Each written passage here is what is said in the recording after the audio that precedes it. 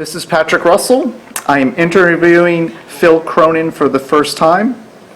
This interview is taking place at Columbus, Ohio on June 24th, 2021.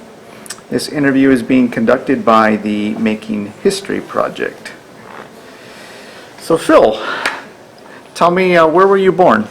I was born in Boston, Mass. On September the 8th, 1946. And how big was your family? I am one of 7 sons. Big family. Mm-hmm. Okay, and I am number 6 son. all right. And how was that growing up, being kind of low man on the totem pole? I have the fork marks in my hand to prove that it was hard to eat dinner. The fork marks. Yeah, fork marks. You know. Okay. You get stabbed trying to get to something. But and generally, you know, it was good. We each watched out for each other. We have one, when we moved out of where I was born at the age of 5, we moved into the project because of my father's situation. And one brother stayed behind, was the 3rd brother, my brother Jerry. And my mother thought he would become a altar boy and become a priest and become the, you know, the really good brother. He actually become alienated from the rest of the brothers. So he actually was strange from the rest of us. And he still is, you know, be blunt with this. My father, basically, he was disappointed that he did not serve in Vietnam, in World War II. He became basically an alcoholic. He was a whiner. And my mother did the best she could, and she raised us. She raised a great family, did fantastic with us. And out of us, 6 out of the 7 did go into the service. 1 did not. He ended up becoming a drug addict and ended up dying on the streets of Boston, eventually at the age of 50. And it took him a long time, but he did end up dying. Yeah. Out of the brothers, the 6 that did go in, 1 ended up in the National Guard. 2 ended up in the Air Force. The rest of us ended up going into the Army. Leo got drafted, served his time, get out. Leo was the oldest. Neil went into the Air Force, served 4 years, actually ended up almost serving 5. He got extended by the Air Force. Jerry, who was the 3rd one, he was the one that went into the National Guard. He was that one. Kenny was into the Air Force. He served in 4 years. He went to Alaska and served some places here in the United States. Mountain Home in Idaho was the other place he served in. Then came Paul. Paul ended up becoming a radio operator and assigned to an MP battalion and got assigned to the battalion and ended up going to Dom Rep when the U.S. was into Dom Rep. He actually ended up getting a CIB, which for an MP, which you can't do nowadays. You could back then, you can't now. And he ended up getting out of the Army and going in the Navy, making a career out of the Navy. He was the only guy in the Navy that I know of that got a CIB on his dress uniform.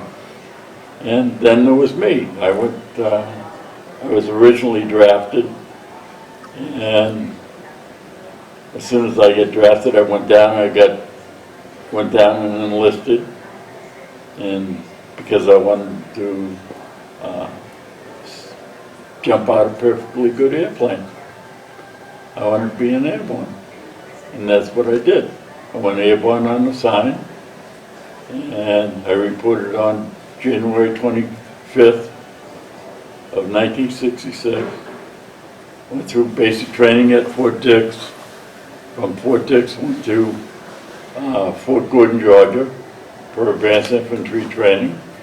And at Fort Dix I had met a guy by the name of Donald Beatty, and I had met him again down at Fort Gordon, Georgia. And he and I jumped around at Gordon, Georgia, and then we went to jump school together. And then we were assigned out to the 1st Cav in Vietnam together. He was in Alpha Company. Yeah, he was in Alpha Company, and I was assigned as the colonel's driver. Whoopie-doo. I hated that. Absolutely hated it.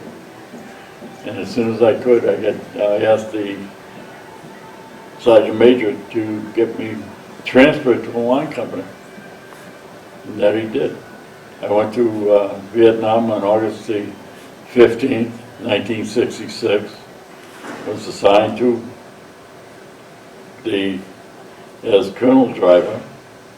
And from August to the middle of Thanksgiving, middle of November, I was colonel driver. And 1st of December I went to, end of November I went to the line company. I was assigned to D Company, 1st and 12th Cav, and I was assigned to the Reconnaissance platoon. And there was roughly 28 guys in the platoon. And we went to the field 1st of December. And we came out of the field. I came out of the field for good, somewhere around the 12th, 10th to the 12th of August to go home. What year was that? Yeah, we did. We came back once as a unit, and we actually stayed one night. And what happened is that the damn BC mortared the damn place, and they put us on helicopters, and they sent us out in the middle of the night. And we were half drunk because we had been partying in the club. And we had grabbed our gear, grabbed our weapons to get on the damn helicopters, and we flew out. And that was the only time I took pictures with me at night. And I took pictures of a night air assault. You ever take pictures of night air assault? Get little red and green dots in the camera. That's all you got, because they don't use lights out there at night, and you couldn't see anything. You know, so it was the best air assault night pictures you ever saw. And you know, we humped our asses off all flipping night and all day and didn't find a damn thing, nothing. And of course we were out there, so they said, "Wait, shit, keep them out there." Never came back again. Not until we, came back for fever unknown origin. We came back for R&R and came back when I was wounded. And those are the only times I came back. Fever unknown origin, I came back, I had to make my way back there. Because all they did was drop you back into the rear support area, and you had to move back along your own way. I had a temperature of 105, 106. And you're making your way back, you're bumming rides to get back there. And I was laying around, waiting for a ride. And I saw this kid by the name of Martinez that I hadn't seen in a while. And he's joking and laughing with me and everything else. And it was strange. And the reason why it was strange is that Martinez was killed 3 weeks ago. prior. And I was so much out of my head that I had seen him. And it didn't dawn on me until later, after I had, get back up to Ankei. And I get to Ankei and they get to the emergency room, you use an emergency room. Get in there, and I walked in, they had taken my weapon at the company area when I got there, and they drove me over to the 2nd Surgical and dumped me off there, and I walked in there, and they took my temperature, and it was 105, and they laid me down on the thing there, and they stripped me of all my clothes. And it was funny, I was watching the nurse, she picked up my clothes. Yeah, shit, it was only been wearing for 4 months. What do you want, lady? You haven't had a shower. So I'm laying there bare ass naked, you got nurses and everybody out there doing, how you feel, doesn't that? You think you can walk yourself to the ward? Oh, sure, no problem at all. Okay. Yeah. Nurse said, you go with them. Okay. I get up off the thing and walking down the thing. I'm bare ass naked. Not a stitch of clothes. I had a nurse on this side, a nurse on this side. You think I'd give a damn? I didn't. You couldn't get a rise out of me even if you wanted to. I got there and they put me in an ice bath. Didn't even feel like ice at all. I just, woke up 24 hours later, the fever's broken. Here's your clothes. You're discharged. Get back to your company. Get back to the company. Right back out in the field. 24 hours later, I was out. Well, actually, 2 days later, I was back out in the field. And sure enough, fever came back. Didn't send me back though, because I didn't throw up. Didn't do anything to impede me. But you were talking to ghosts. Huh? You were talking to ghosts. Yeah. Martinez was dead. It was the first time, Let me take you back a little bit. Can you tell me just a little bit about what it was like growing up in Boston when you were? Growing in Boston was fun. It was, because you had a group of friends. Yeah, you grew up in the project. And you went to grade school, high school, grade school, junior high. It kind of broke up in high school because, the smart kids were put into college courses and the others went to business, and then you get into the industrial courses. What years was this when you were growing up in Boston? I graduated in 1964, and they still had the industrial courses and that. They wanted me to go to the industrial courses, and I wanted to go to the college courses. I'm smart. I want to go there. They wouldn't let me go in there. They let me go into the business courses, not there. And I found out the reason why later. And I actually found out in Vietnam why. I found out that I was dyslexic. I was calling in an artillery strike, and I called in the numbers backwards. The kid wasn't listening to me and reading what I was saying. I would have went somewhere else. And from that time on, I was careful what I was doing. Yeah, that could be a problem, right? Yeah, it was a big problem. 628 is not 826. No. How old were you when you enlisted?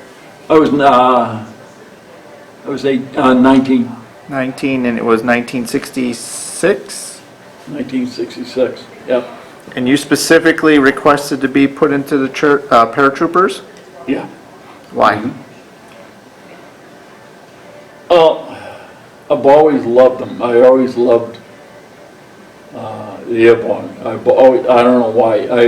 When I was growing up, being in the projects, in the snow time, we were jumping off the 3rd-story window into the snow. Or in the summertime, we were jumping out of the 2nd-story window into the back area, get out of the house without the mother knowing. And that, we're doing things like that. Climbing trees, jumping off the trees, doing, always jumping out of high places. And the funny thing is I'm scared to death of heights, always have been. And so you enlisted to jump out of airplanes. Yeah, yeah. I enlisted, I was going to accomplish, I was going to beat my fears. No? And did you? Yeah. Oh, yeah. I'm still scared of heights, but I still, no, I'll still stand on the edge of a cliff. I will look down. It will scare me, but I will still look down. I'll still call myself a dumb fool. Yeah. Now, the Vietnam War was not the most popular war, right? No. And how did you feel about it before you enlisted? Were you paying attention? Okay. I had an advantage over most of the kids. Number one, I had already read Bernard Fall's books, Street Without Joy, Hell in a Small Place. I had already read those books before I even went there. So I knew about Vietnam. Right?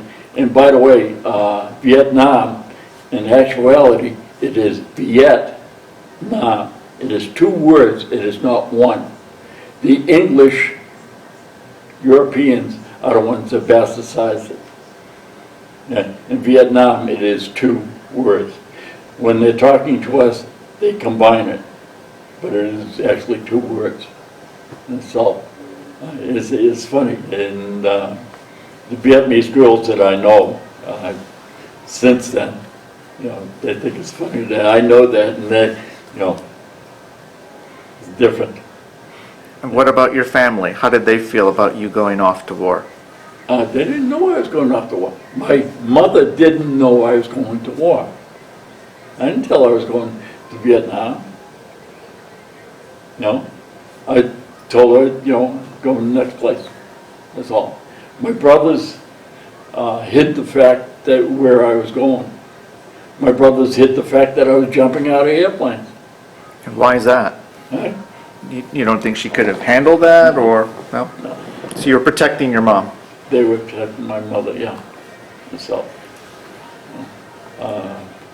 reason why later on when I get to my second deployment, what happened in that case, and how she reacted to that, because she had finally figured out what was going on, and that, as far as I went. The chances, you take the unit like the first cab.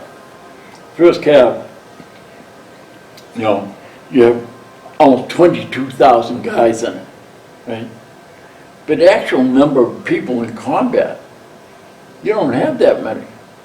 You only have 3,000 or 4,000 guys that are actually in combat, serving in combat roles. You get all those other people that are supporting it. So it's the ground pounders, the grunts that were prime people. And were you the ground pound? Oh yeah, 11B, 11 Charlies, 11 hotels, 11 Foxtrot. All right, so you went to basic training. Did you start to conquer your fears of heights and jumping out of airplanes there, I hope? No. No? No. Still? Not until I go to Fort Benning. Okay. Yeah. When I had to go out of a 34-foot tower. Then you started. Yeah. That's when I would have to start worrying about it. And the funny thing is that the 34-foot tower is designed to either make or break a person as to whether he's going to become a paratrooper or not, whether he's going to have the fear of jumping or not himself. And generally, if you don't go out the door right, you have to go back and repeat yourself and repeat yourself. And I did that all one time. That's all I ever did it. It's one time. I did it perfectly the first time, and I never had to do it again. And so I went down at the end of the line and caught the guys, and when they came down and stuff, and I could critique them when they came down. Hey, you did this right, this right. So when the sergeant went there, we didn't have to listen to the BS when the sergeant started yelling at him. Yeah. So, I kept, in my mind, I was always instructing people, always did. I don't know why, I just always kept doing that. But, so, then the 250-foot tower, I wanted to do that more than once. I only got to do it one time. But, yeah, that's the way it goes. And jumping out of an airplane, hey, that was easy. That was the easy part. Going out is the easiest damn thing in the world. You're out the door. And you're counting down, you're floating, you're just looking around, you're having grand time. I loved it. Fantastic. Unfortunately, I only got to jump 5 times before I had to go overseas. Damn. So you're in the 82nd Airborne. No, I ended up going to 1st Cav. Okay. Right? And the 1st Cav was an airborne unit. The 1st Airborne Brigade of the 1st Cav. Cav had 3 units and 3 brigades. 2 of the brigades were leg units or air cavalry units, and one of them was an airborne brigade, and that's where I was assigned. It was airborne up until the end of December of 1966. Me being assigned to the recon unit kept me being airborne throughout the whole time there. Everybody else that was in the battalions into the line companies, right, they were pulled out of the units and sent to the 173rd or the 100, no, not even into the 101st. They were sent down to the 173rd as replacements into the 173rd. But I stayed there because I was in the reconnaissance unit. The reconnaissance unit could stay airborne. Okay, and that was fun. All right, so you mentioned earlier that you didn't like being the driver for the colonel. I hated it. What was the name of your colonel? I wouldn't run anything wrong with the colonel. You get all the shit jobs. Oh. Literally, you burnt shit. You built bunkers. You filled sandbags. You didn't do anything that an infantryman did. Right? You go. You did nothing. You did absolutely nothing. You sat on an LZ all day and did nothing. You found that boring. Hmm? Useless. Yeah. Absolutely useless. So I got out of that job and I went to line company. How did you get out of that job? I asked the sergeant major. I told him I want the hell out of there. And the sergeant major Pierce said, yeah, okay. He did. And that was great. And then, so now then you went into the recon. Yeah, I went into D company. All right. Mm-hmm. And tell me about where you were stationed at that time. And, well, I was still with the 1st Cav, same unit, same battalion. We were just a recon of the battalion. And I got there on the first, enough that we went out on the 1st of December. And funny thing, of course, first time there, you're a new guy, you end up going out as the, point man there. And the first patrol coming out, you're going, and we're working in the Kim Song Valley. And the Kim Song Valley is a free fire zone. Anything that moves in that valley, you can shoot it, period. That's it. You don't have any questions asked. Nobody's gonna, come down on you for killing somebody at all. So I'm going along, and all of a sudden I see this little old lady. And this little old lady, I yell at her. I tell her to come here in Vietnamese. And she looks up at me and goes, right? And starts doing her little walk, right? A little speedy walk away from me. Right? I said, oh shit. And I start running after her. Right? You know what it's like to run with 100 pounds worth of crap on your back? Right? This lady is making more space between us than I am, catching up with her. And she's running along, and she comes to this ditch between that there, and it's got a plank on across the ditch, and she goes across the plank, and I said, oh shit, I'm gonna make it here. I come to the plank, I leap to the center of the plank breaks, hits me in the head, and I was out cold. This is your first patrol? That was the first time, you know. Chasing a little old lady, and you did I not couldn't even succeed. catch her, man. Sergeant Zimmerman looks at me and he says, you know, when I wake up, he says, why the heck didn't you just shoot the little bitch? I said, hey, you what, you know? Yeah, damn. Anyway, and then on December the 17th, we're operating further down on Kim Song Valley, and the company is all spread apart. The other two infantry platoons were moving around, and all of a sudden we got a call to, you know, group together, and we could hear the helicopters grouping, coming in and picking up the other parts of the company, and sooner or later, and then finally they pick us up around 10:30 in the morning, and they pick us up and hop over the hill or the valley and into the next valley, which is 506 Valley. And the valley is quiet, but you can see smoke in certain areas of the valley. And we come in and we land to the left side of the valley, which has a grassy side leading up on to the side of the hills.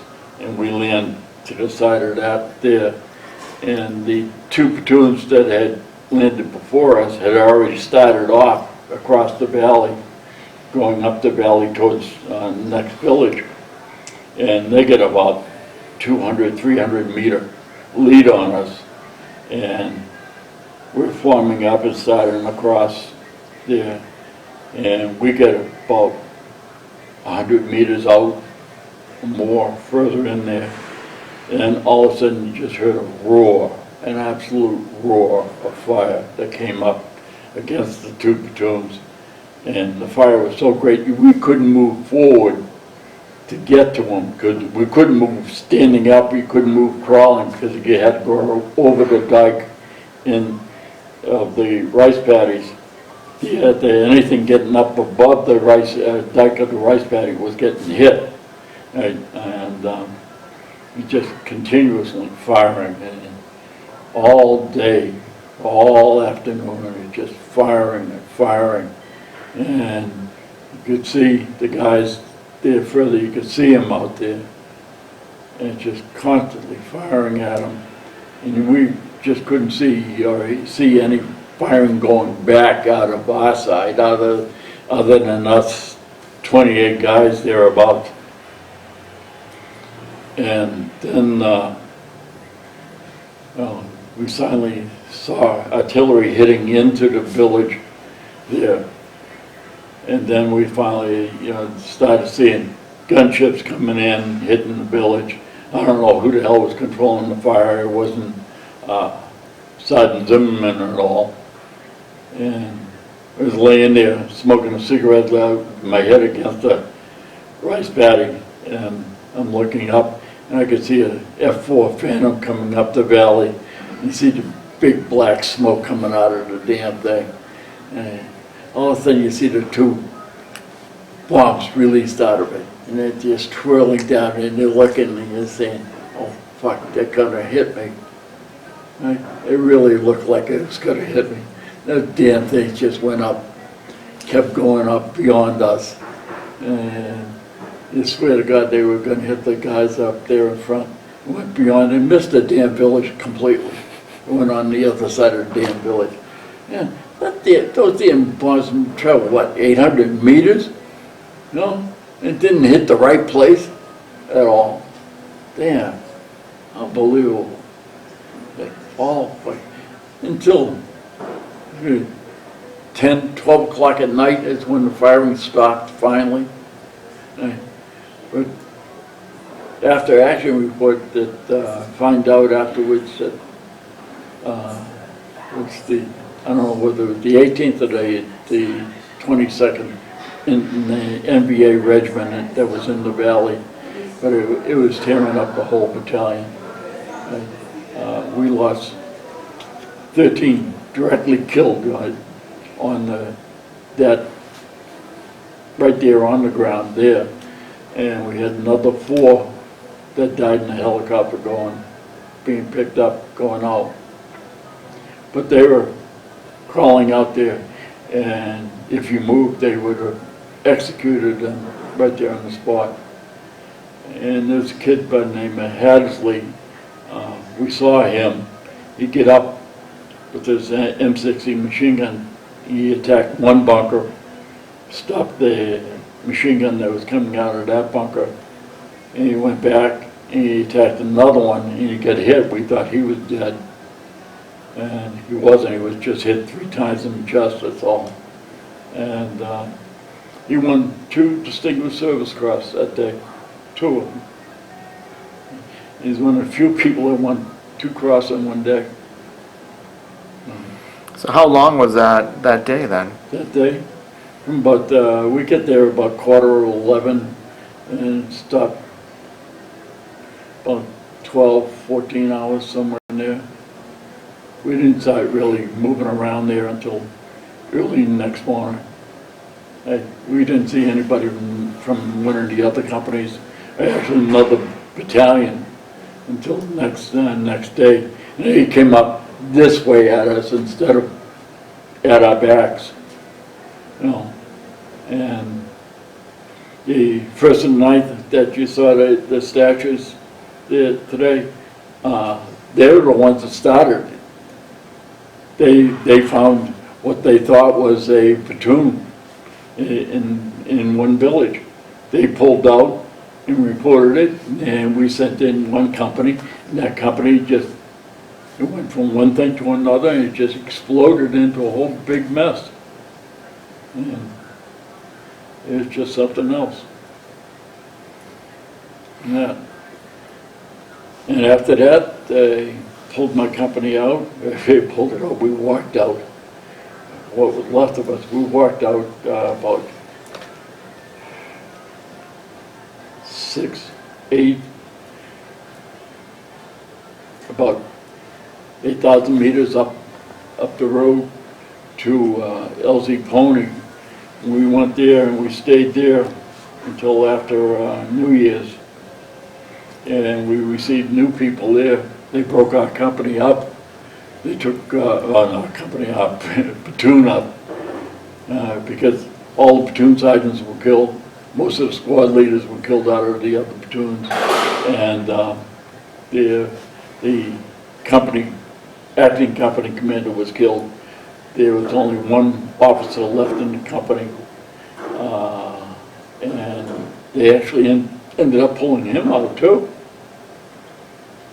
And so they ended up taking our 2 squad leaders out and making them platoon sergeants in the other platoons and leaving Zimmerman with us. I ended up being a squad leader, right? And I had 14 new people, brand spanking new people by the end of January. Zimmerman had 13 new people that he took care of. And the first few times it was, you know, literally it's starting off like a clusterfuck, you know, because trying to control a gaggle of geese.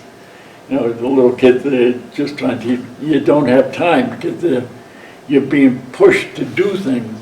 And you kept doing it. And we were chasing after this regiment. You know, it turns out we were chasing after 2 regiments because further down the valley, Kensong Valley, LZ Bird happened on the 27th 28th of December, where another regiment tried to run over half a company of our battalion, along with two batteries of artillery, and they got their ass whipped. And we were chasing after those people at the same time. And we're trying to train these kids at the same time, all this stuff. And it was wild trying to teach these kids. Well, the battle that you just talked about, did you succeed in taking that village that day or no? Next day. Next day. We walked in. So they left. They walked in. They were gone. They were gone. And most likely, when they have a village like that that's next to a hill, they have a tunnel that goes into the hill and it goes out the other side, and they escaped out that way. And that's what we found out doing that. And so next time we had something like that, we come from the hill side on the other side and then close off that. We learned a lot of things.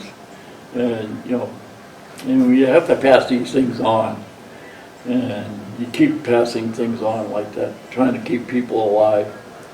Yeah. The cab usually had the process of you run up against something, you back off, right, and you pound the shit out of it first, right, and then go up against it again, right, and you don't go at it same angle. You try it from the side again, this side. You know, you don't keep trying to go at it the same way over and over and over again. You only lose people, and they don't like that. We don't like that. It's hard carrying people out and putting them on helicopters. You know, it's heartbreaking.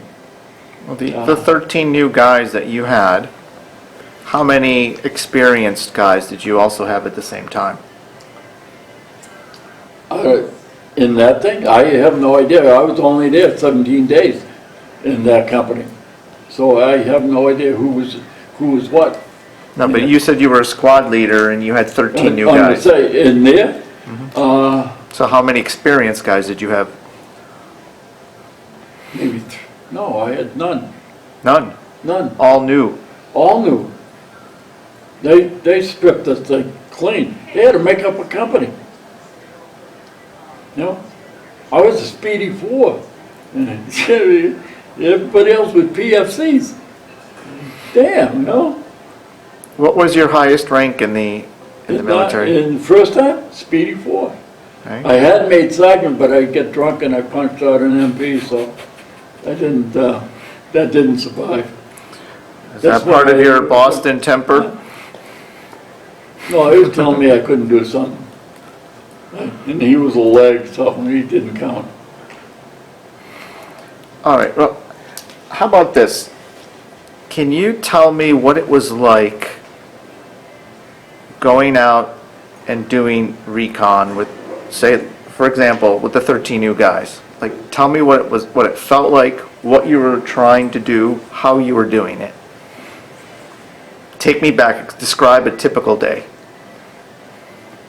The typical day is that you get up and the first thing you do, you're waking up somewhere around 5 o'clock in the morning, you're doing a stand to. Everybody's awake, right? And you're alert. Somewhere around 4:30 in the morning. And everybody's alert. You're making sure that, you know, nothing's going to happen, nothing's going to attack you at that time. Because that's one of the prime times they like coming at you early in the morning. Because they figure the guard is drowsy and this and that.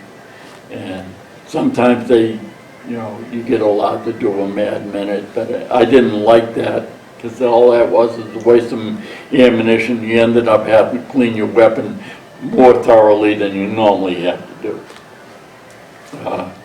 But round about 5:30 in there, you start doing your morning constitutional. You start, first of all, cleaning your weapon. That's the first thing. You're not, out of 13 guys, you was 14 guys. Every other guy is cleaning their weapon. You know, the other guy is making coffee. That coffee is going to get shared amongst the other guy. So that you're drinking coffee, you know, and talking, and you're watching out and so. Everything is shared. Nothing is your own. Nothing. The only thing that's private to you is your letter that you get, your mail. And that is it. Anything else is shared. You're all in this together, period. You know, if you need to have your ass wiped and you can't reach it yourself, you're going to have your buddy do it for you. As simple as that. You know, that's the way it is. Your food gets shared, everything gets shared. You know, if you get sick, your buddy's going to be there to take care of you. It's simple. You know, he's going to be there to take care of you and carry you to the chopper and put you on the chopper. You get wounded, he's going to carry you to the chopper. Everything, it's shared together.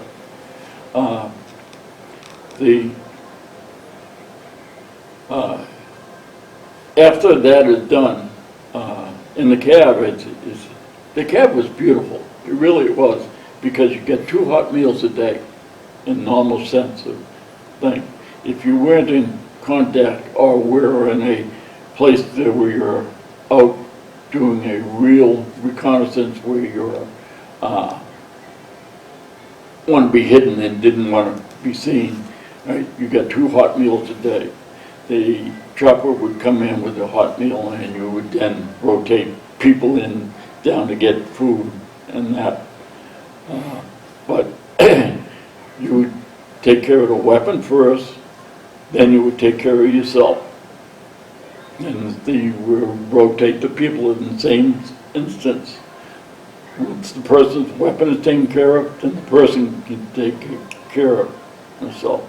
And you would take care of your feet, because your feet are very important, because you had to carry your feet yourself. And you look at the guys, make sure their feet are taken care of. Make sure, you know, I don't want to say clean socks, because you didn't have clean socks. Just change your socks, you know, to a less dirty pair of socks. As simple as that. Occasionally we did get clean socks, but you know, didn't happen all the time.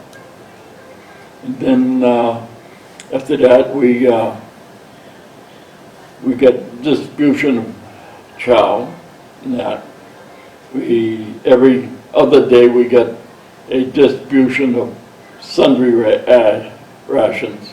Sundry rations is a beautiful thing. Sundry rations is 2 packages, and one package contains 20 cartons of cigarettes.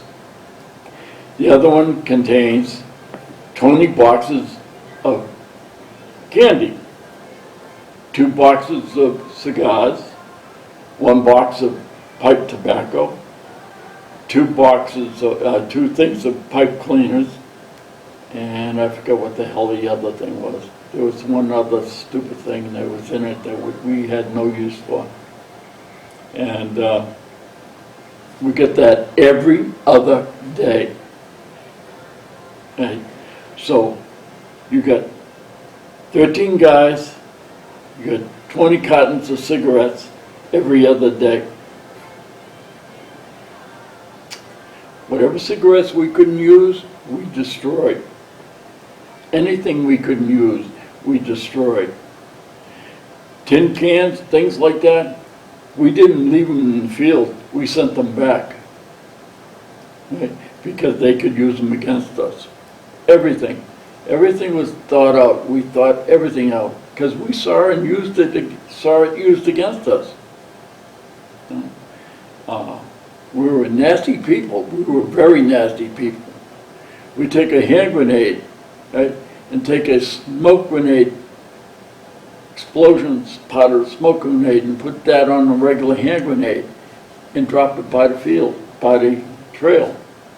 So when the group that's following us around picks it up, right, and when he goes to use it against us, he pulls the pin and goes to throw it, that sucker's going to go off about this far away from his face. Right? It's going to get him, not us. Right? we're very nasty people, right? You know, we put a claymore mine out, we put a grenade underneath it. You know, we weren't fooling around with these people. We were there to kill them, and we did. We hated them, we did it. You know, it was a hearty screw you. We didn't care. In daily day, our job was to find them. And we did it and sometimes we did it with a vengeance. So take me through that part of the day then. You're getting out, you've eaten, you've had your chow, and you're now going to head out. Tell me what the typical, are people talking? What are you doing? How are you feeling at that moment? Most of the time it's drudgery. Really is drudgery. If you're going to, it depends upon how you're going to operate. If you're going to operate as a squad, platoon, or a squad, platoon, or as a company. As a company, it's a pain in the ass. Platoon is not bad. Squad, it's even, it's better. As a squad, you're going to go out and you're going to go search along trails and look into areas, and you will do it as a, you will line it up in the accordance to your capabilities of the squad. You're going to put your best point man out there. Never mind training somebody, you haven't got time to play that game. Yeah. You put the best point man out there, your best backup. Then you will, fifth guy will be a machine gunner. Your fourth guy would be me, the squad leader, myself, because you have to be up close to see what's going on. The best, the assistant squad leader actually is the tail man, right? So that he watches what's going on in behind you. The others are just basically fillers. And you're sweeping along the trails, you're looking for activity, seeing that if the trail has been used, has it been, are there any offshoots of the trail? You break off, you go this way along the trail, you do a clover leaf, go around through the bushes, see if there's anything, but activity in the bush area or not, and come back to the central part, and then you move up further up the trail, do the same thing over and over and over again, and eventually you work your way back to where the platoon is. In a company, in a platoon wise, right, you're doing a sweep into a area, in a whole area, in a sense that you're not doing the clover leaf looking. You're doing in a canopy jungle, it's basically clear underneath, so you can move along evenly. And you have two squads up, it's supposed to be two squads, but we don't have two squads. You have one squad up, right? A fire team backing up after that, then you have one fire team behind him, and then something you have going along like that. And you're sweeping up the side of a hill or something of that nature like that. You're sweeping up through a, I had a glen, the word glen stuck in my head. I had this dumbass thing that had stuck in my head, I don't know why. Like a dell, it's a little valleys. You understand, you're sweeping up those because that's notorious where they hide. You're sweeping up into them, trying to find them. And sometimes you're finding trail watchers, you're finding people like that. And you're finding them, you're killing them, and you're executing them. And you're trying to sneak up on them. If you sneak up on them, it's fine. You walk up behind them, you shoot them in the head, and you keep going. Right? If you're lucky, you can get, you can slit their throat and keep going. It doesn't matter. But yeah, who cares? Done your job, you found them, that's it. You know they're in the area, you know they're trying to watch her. gives a shit? You know, they were only a group, didn't matter. And then the company was pain in the ass, really was. A lot of them are loud, noisy. The other platoons are loud, they're noisy, and they like moving online. Generally, they try to put us, the recon platoon, out front. And it makes me nervous as all hell being out there in front with those guys. Because it's like Clarabelle the clown walking around with that bell. Geez. You're the tip of the spear, No, but it's not a quiet spear. that damn wooden spear back there is clunking it on the wood and on the stone as it goes along. It's no fun, man. Gee. So you definitely preferred the squad. Oh, yeah. And so how often would you get involved in a firefight when you would go out and do your recon as a squad? Well, in between January and probably the end of March, we probably killed somewhere around 40 to 50 guys in that time. And in between the squad and platoon level. Yeah. And it was all teaching these kids how to do it and it was weird. It really was, because they were just not expecting it. A lot of it.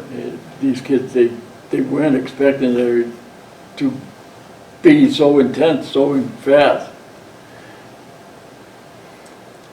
How did you learn? I learned the hard way. I was learning the same thing they would. But I had to do, I had to be hard because they were looking at me.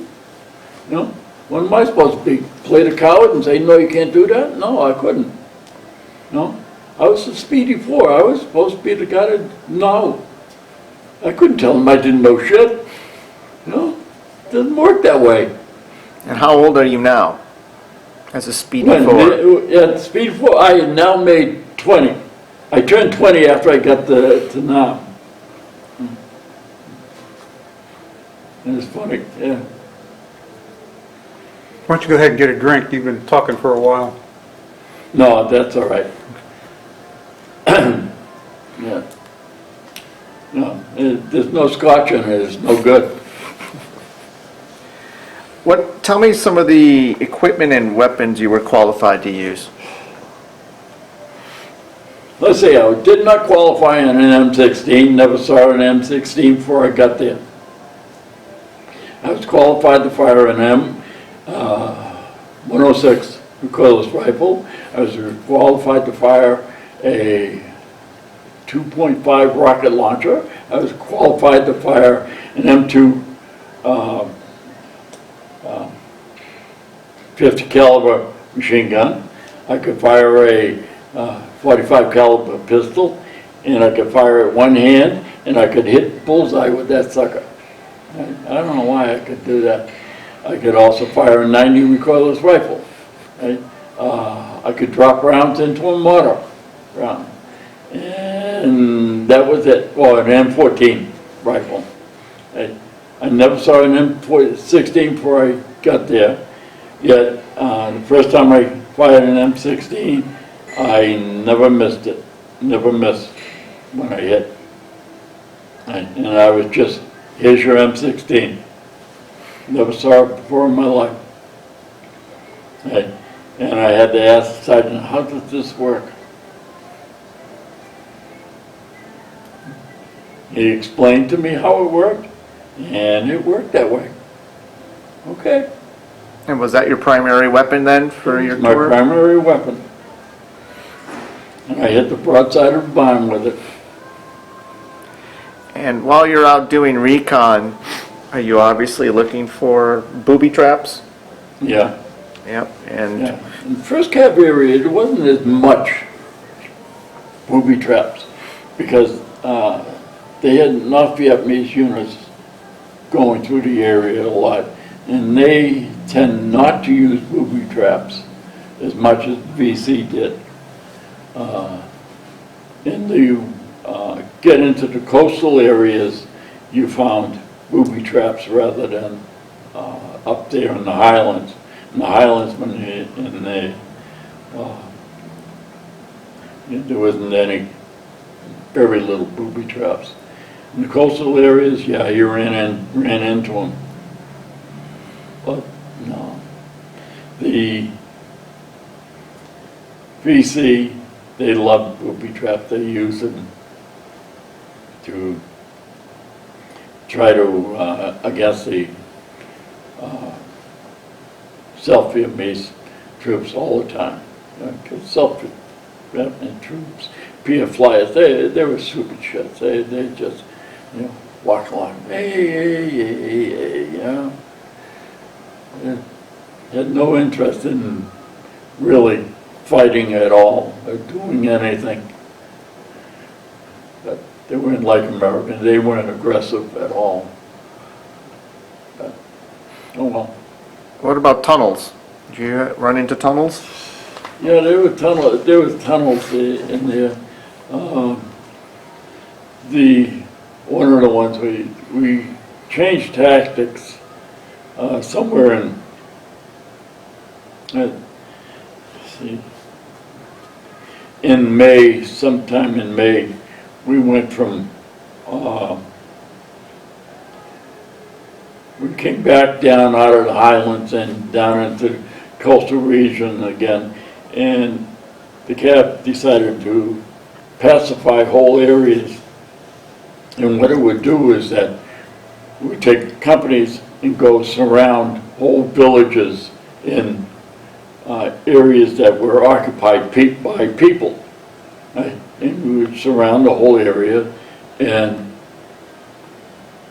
we would go there at night and surround it. And they would all of a sudden start shooting star shells overhead and parachute flares and see what would happen. You know, one or two things would happen. If the enemy was there, they would come out of their hooches and start running to their positions. If there were civilians, they would stay in the hooches and they would wait for the government forces to come in and, you know, talk to you. That led to a lot of funny things to see. One was the one where this nude guy come running out of a hooch and ran out, and the next thing you saw this nude girl come running out with her AK-47 who was promptly shot down. But she was armed and dangerous in more ways than one. You know, she was shot down by Bravo Company and no, Alpha Company, because Percy Good Eagle told me about that one. He says, man, you should have seen her, man. She was bouncing up and down like this here. You know? Oh, man. It's funny. He served 3 tours in the army, and on the third tour he had both his legs blown off. Stepped on a booby trap. Damn. And anyways, but, you know, it ended up being interesting. It's a way of doing things. We captured our first prisoner that they were doing that. And Bob Flores, who was became one of my friends, or one of my closest friends there, we were sitting with the radio, listening and watching. All of a sudden had this goop come out of nowhere. It actually came out of the bamboo. And I yelled at him to come here because he was unarmed. You could see that he was unarmed. He saw me and he jumped back into the bamboo. I immediately jumped up and Bob Flores followed me. We both pulled grenades and threw them up into the bamboo. Right? They went off and he come crying out of the bamboo, and he's crying, these big tears coming out of his face, and his face is just pumping blood out of him. He's pumping it. I yelled for the medic, and the medic come up and he saw him, fixed him up, and this and that. Yeah, turns out the guy was a Chinese communist.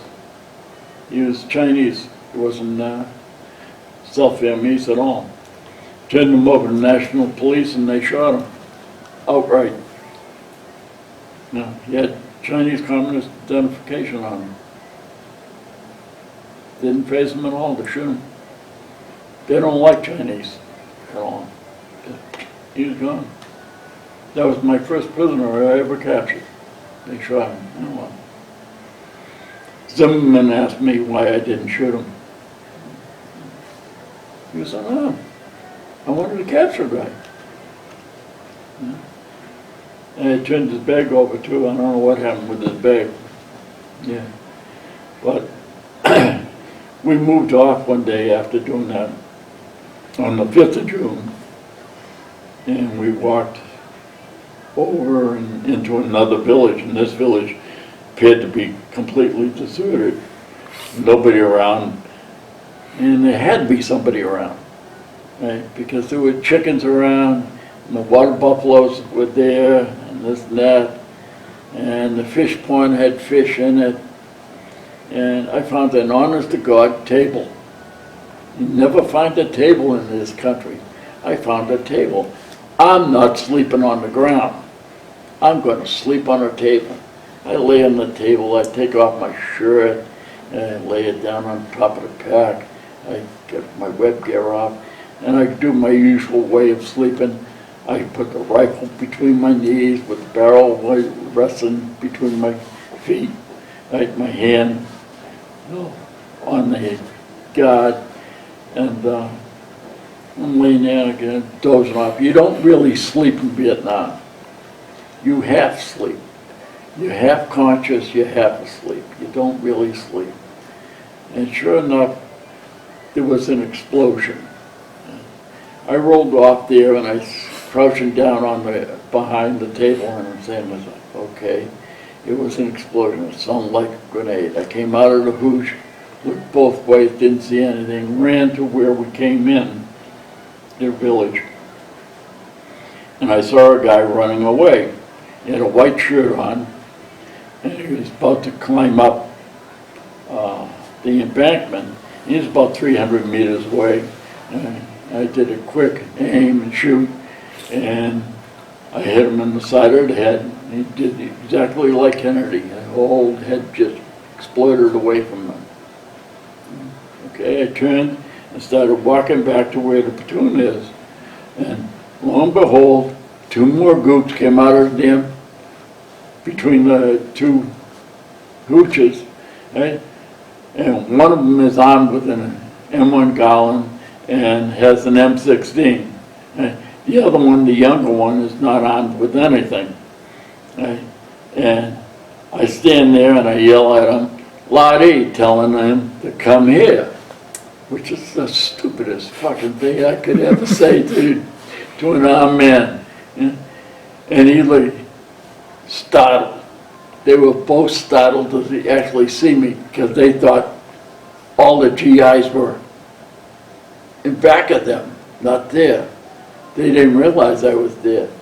So he sees me, you know? He crouches down. He's there on the embankment. He's trying to work the M16, trying to get the M16 to fire. He can't get it to fire.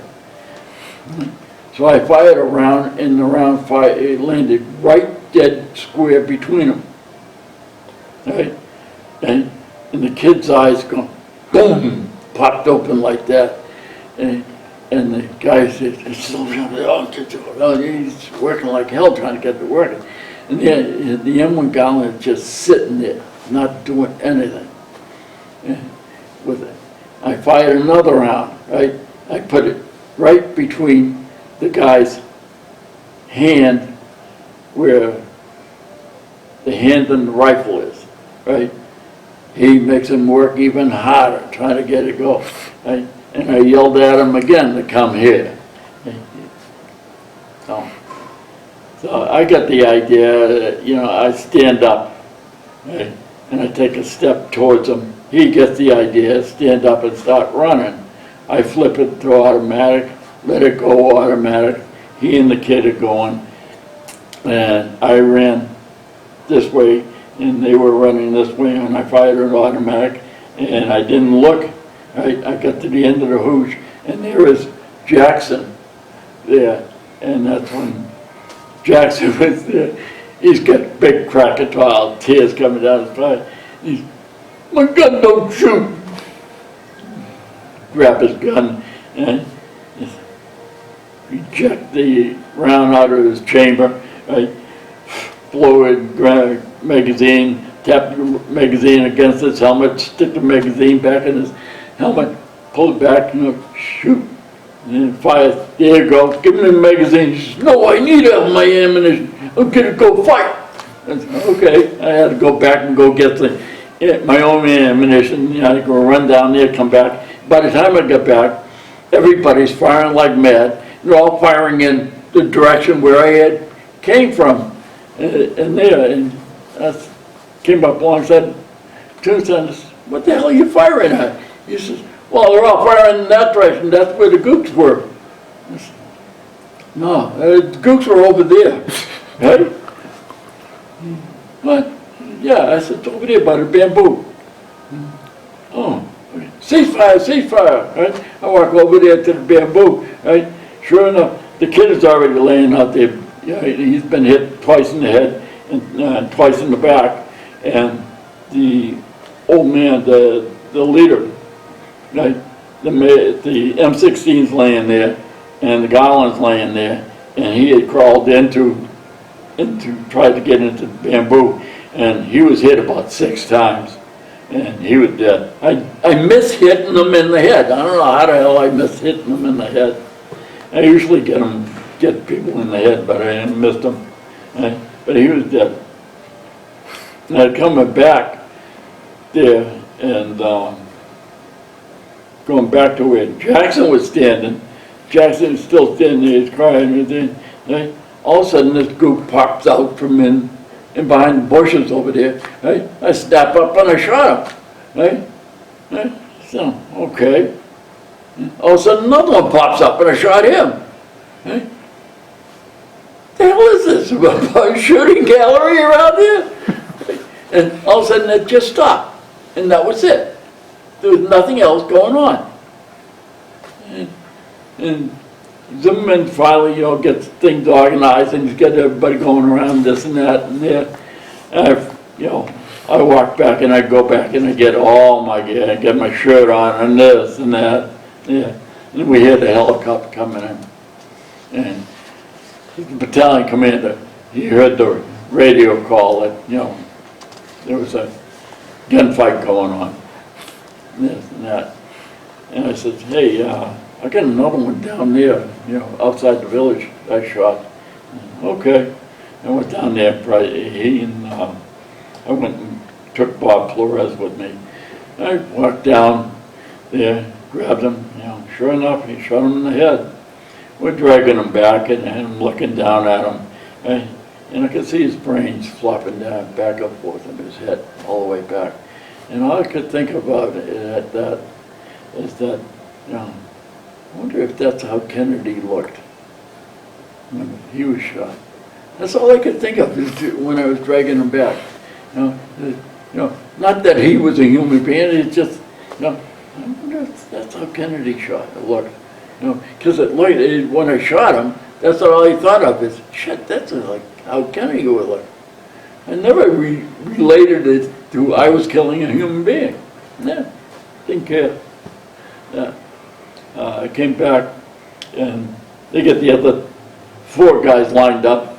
Yeah, and dumped this guy there. And now battalion commander wants a report as to how it went on. And says, Cronin here, he can tell you all about it, sir. Oh, shit. Now, why me? No, it's very simple, sir. Right? I heard a grenade go up. I saw a guy run and shot him here. I turned around and these 2 guys were running here. I shot them. Right? And all of a sudden these 2 guys popped up over here. I shot those there. That's all there is to it, sir. Okay, son. Okay, yep. He takes off in his helicopter. Another helicopter comes in. Right? Next thing we know, we have 25 2-gallon containers of strawberry ice cream for us. What the hell are we going to do with this? Right? And all they did is just dump it off the helicopter. Right?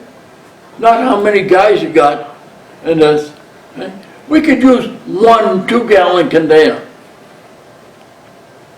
Oh, not two, 10-gallon container. 10 gallons, it's a huge thing like this here.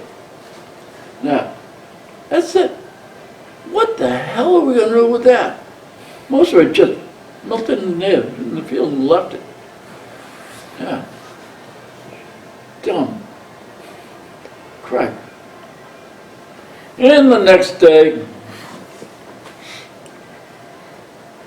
there was an explosion and I got a piece of shrapnel in the back of the left arm. I spent 2 weeks in Anke, so-called recovering. And they actually called a helicopter in and they evacuated me out. I had a free ride out of the field, all the way back to Anke. Yeah. And the doctor looked at it, he poked at me and this and that, and they put a bandage on me and said, go back to your unit. Back to your rear unit. Now, don't go out in the field for 2 weeks. Yeah. That was surprising. That's when I found out that I got promoted. Evidently, I got promoted because of the day before. I didn't know that.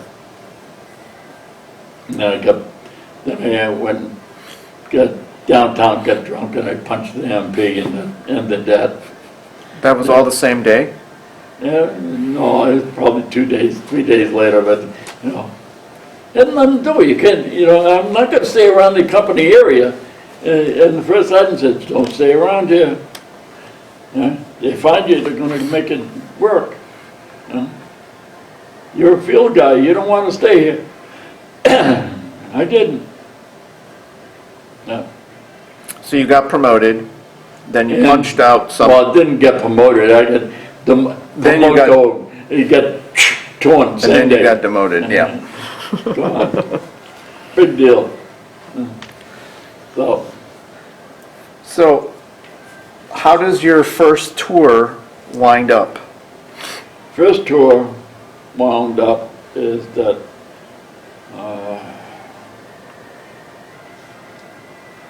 let's see, 1 week we were in Bong Song, next week we're in the Highlands, next week we're in Bong Song, next week we're in the Highlands, next week we're in Bong Song, next week we're in the Highlands. Then we're in, further in the Highlands, actually ended up in Laos or Cambodia, I don't know, I think it was Laos, by accident. Ran off the map. And we came back, and then we came back into Dak To, and we were laying around Dak To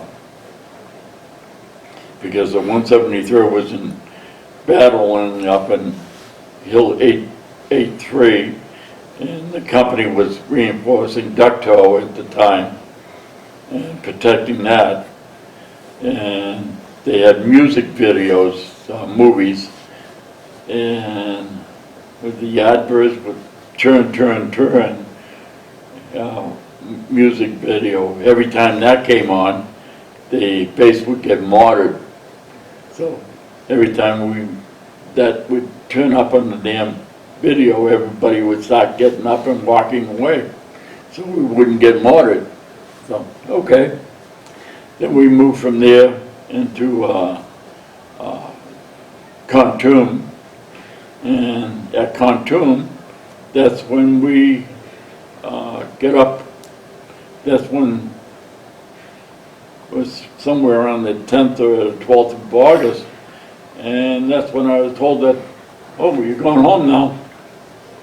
Okay, and that's when I started breaking up everything, given what I had, and turned it into, giving it to different guys that were still there, staying there, so that they would have it, you know, turning over my examination, the weapon I had to carry out with me.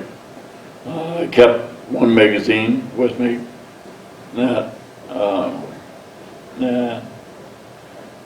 to say goodbye to everybody. It's sad. Very sad. It was sad to leave? Were you counting the days to leave, or you didn't know? No. And you didn't want to go? Busy. Too busy. I had no idea what day was what. I didn't know whether it was Saturday, Sunday, or Monday.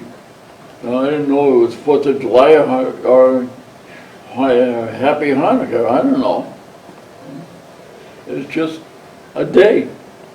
Another day, another, you know, get up, you're either going to walk 1,000 meters or you're going to walk, you're doing air assault. Assault into, you know, a hot LZ. And hot LZs were no fun. They were no fun at all. You're riding in a helicopter, you're looking down, and you're looking ahead, and you can see green traces going across the damn LZ. You know damn well, you're going into that LZ. You may damn well get shot, but you're not thinking of that. No? Not. You're thinking of what you're going to do. You know, how you're going to control these guys as it, you know, on the chopper. You're coming into a landing in the, you know, you're damn near in there, and all of a sudden you see a damn green tracer go right across your nose and right through the helicopter. You know, fortunately it didn't hit anybody. You know, in the time that I was there, and all the guys that I was with, you know, outside of the piece of shrapnel I picked up, absolutely nobody, you know, get killed. Nobody got killed in my platoon. Nobody. No. We lost guys in the other platoons. We had guys killed that was killed by the people that worked in special forces. Yeah. And that was interesting because he was on point. He was coming up to the meeting point where we were supposed to meet up with the Mike Force. He's walking through, he's very careful. The next thing you know, he was outright shot. He was shot by one of the Mike Forces. And that Mike Force guy actually was a traitor. He was an infiltrator he actually was from North Vietnamese, but they outright shot him. There. They killed him.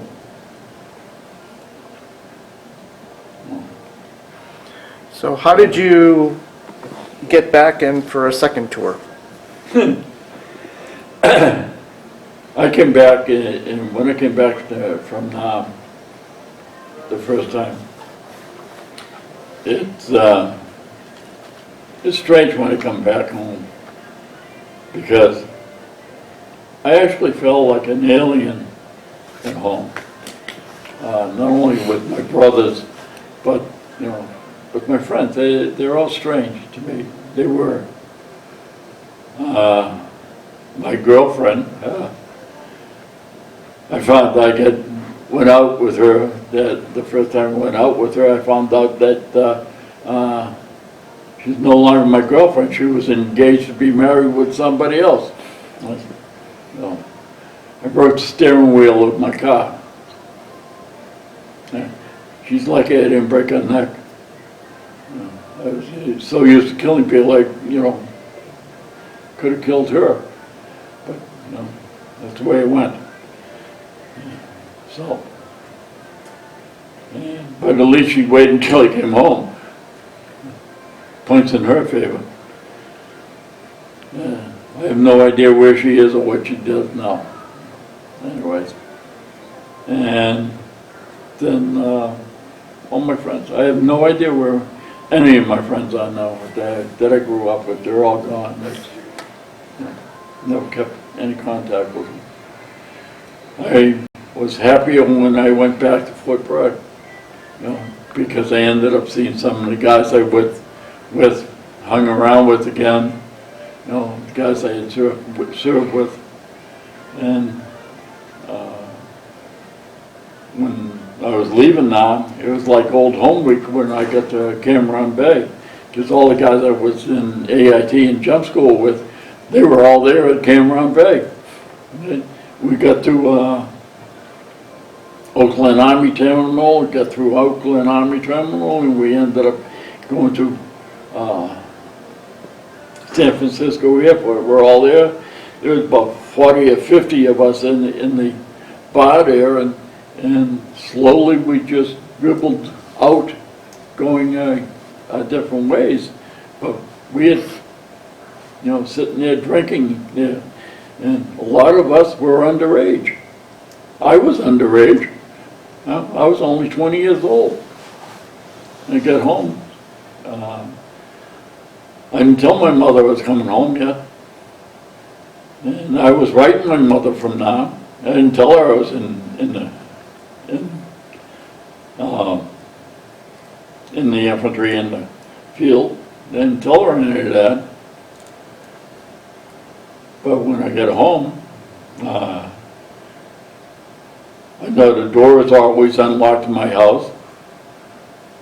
I came in, I opened the door, and I walked up the stairs, started up the stairs. I called up the stairs. I asked my mother, "What's for supper?" And I heard, "What?" And I said, "What's for supper, Ma?" She said, "What again?" And she says, then I heard, "Oh my God." And she realized who it was. And she came running out of the kitchen. She dressed in her house dress and that. And pandemonium set in.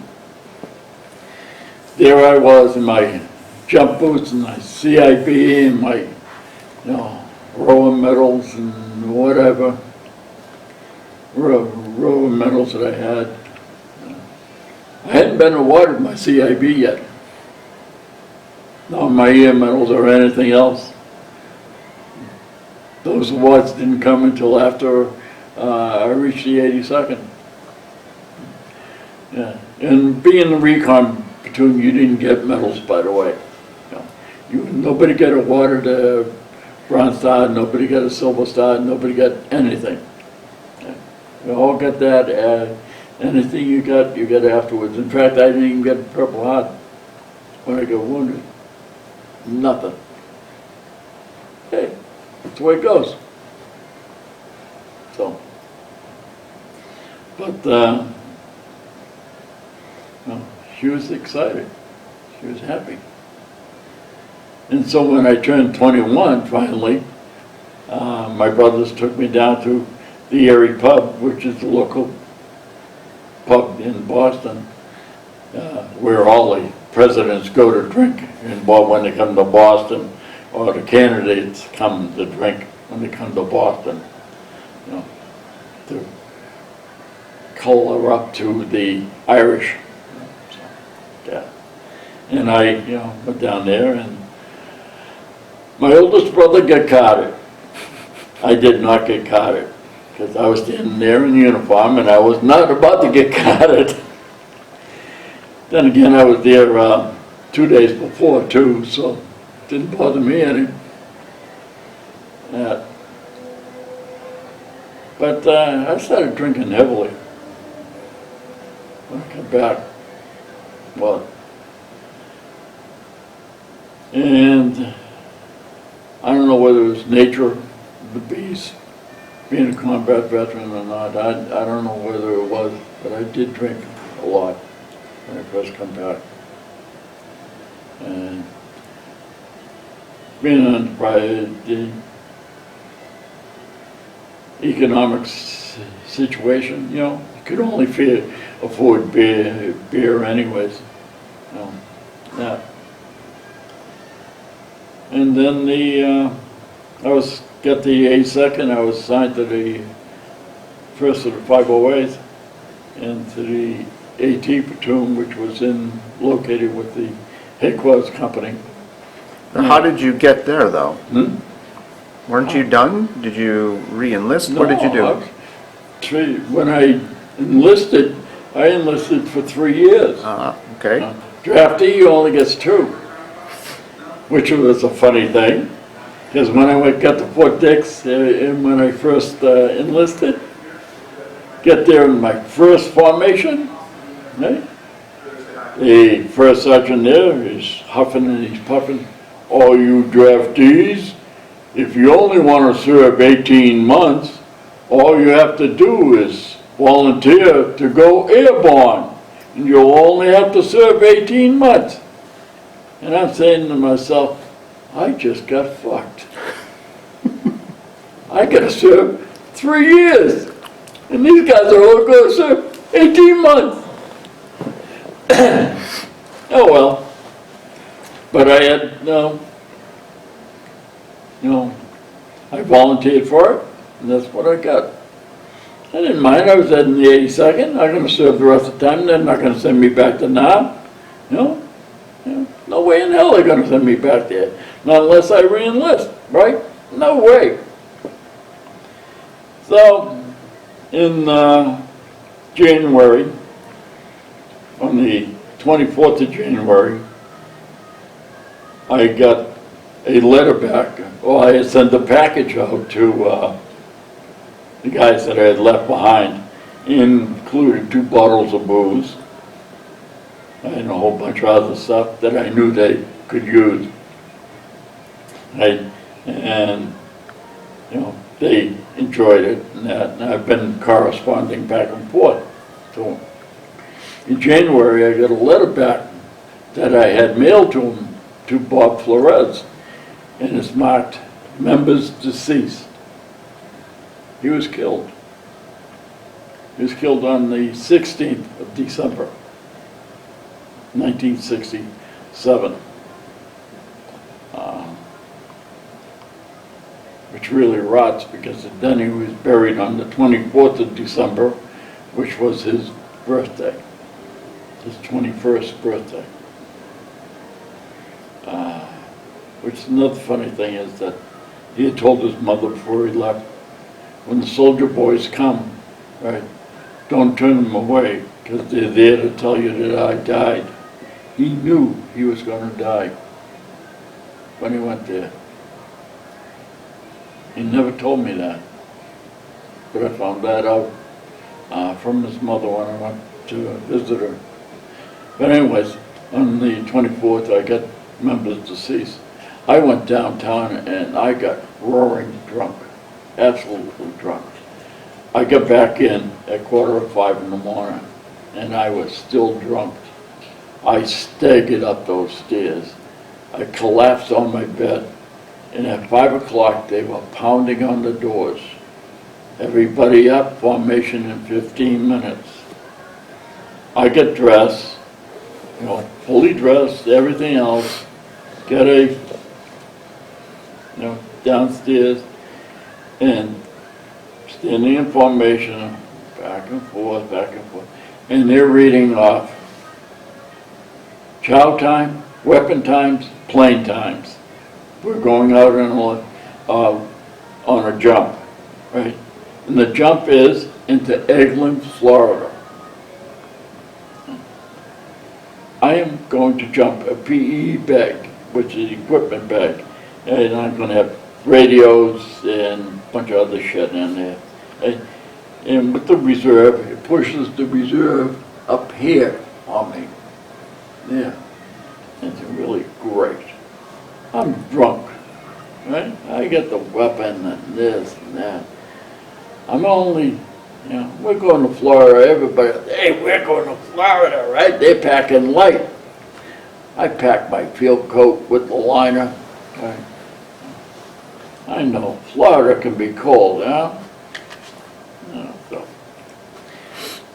go treetop level, all the way from Fort Bragg to Eglin Air Force Base. They're flying approximately 300, 400 feet off the ground, and it's going up like this and down. I'm still drunk. I'm drunk enough, and I get sick as a dog. All I want is that damn door to open and for me to get the hell out of this damn aircraft. And the thing going up and down, up and down. Oh, Christ. And finally, I stand up, hook up, and going through the commands and all this stuff here.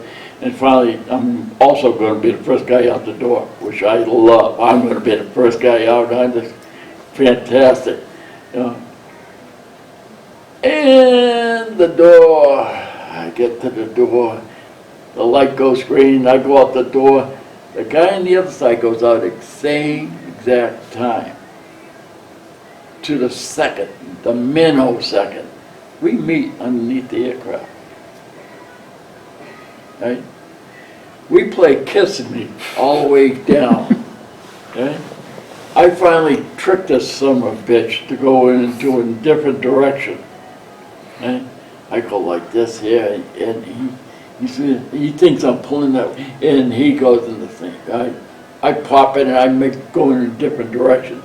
I say, finally, I got rid of that son of a bitch. I reached down to pull the leg strap, to loosen the leg strap on the bag, and it got the release knob like this, and I hit the ground with the bag. I woke up in the assembly area, and I asked, how the hell did I get in here? You walked in your own, accord. No problem at all. No problem at all? I said, yeah, no, just walked in. It was freezing. It was 28 degrees there. Colder than the witches, whatever. And so, that night it even got colder. It went down to, I think it was 21, 22 degrees in there that night. Great, because we dropped late afternoon by the time we pulled around there. And so, great. I get a gun jeep, start the engine, run the engine. I'm laying on top of the gun, motor staying warm and toast all night long. And the next day, we were supposed to go through training. Training canceled. Pack up everything. We're been recalled to Fort Bragg.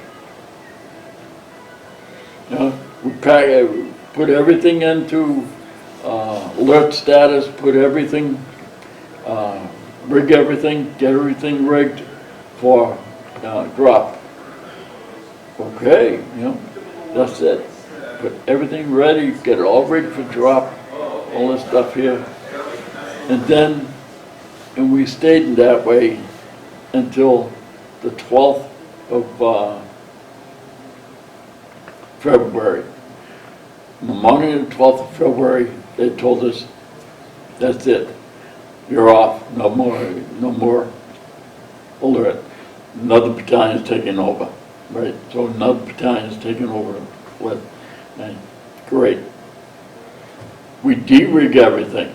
We get our vehicles back. We take everything, and we put everything away. We got a 106 recoilless rifle. This thing weighs 900 something pounds, and we're going to carry it up the freaking stairs. And there's 28 stairs we're carrying this damn thing up, right?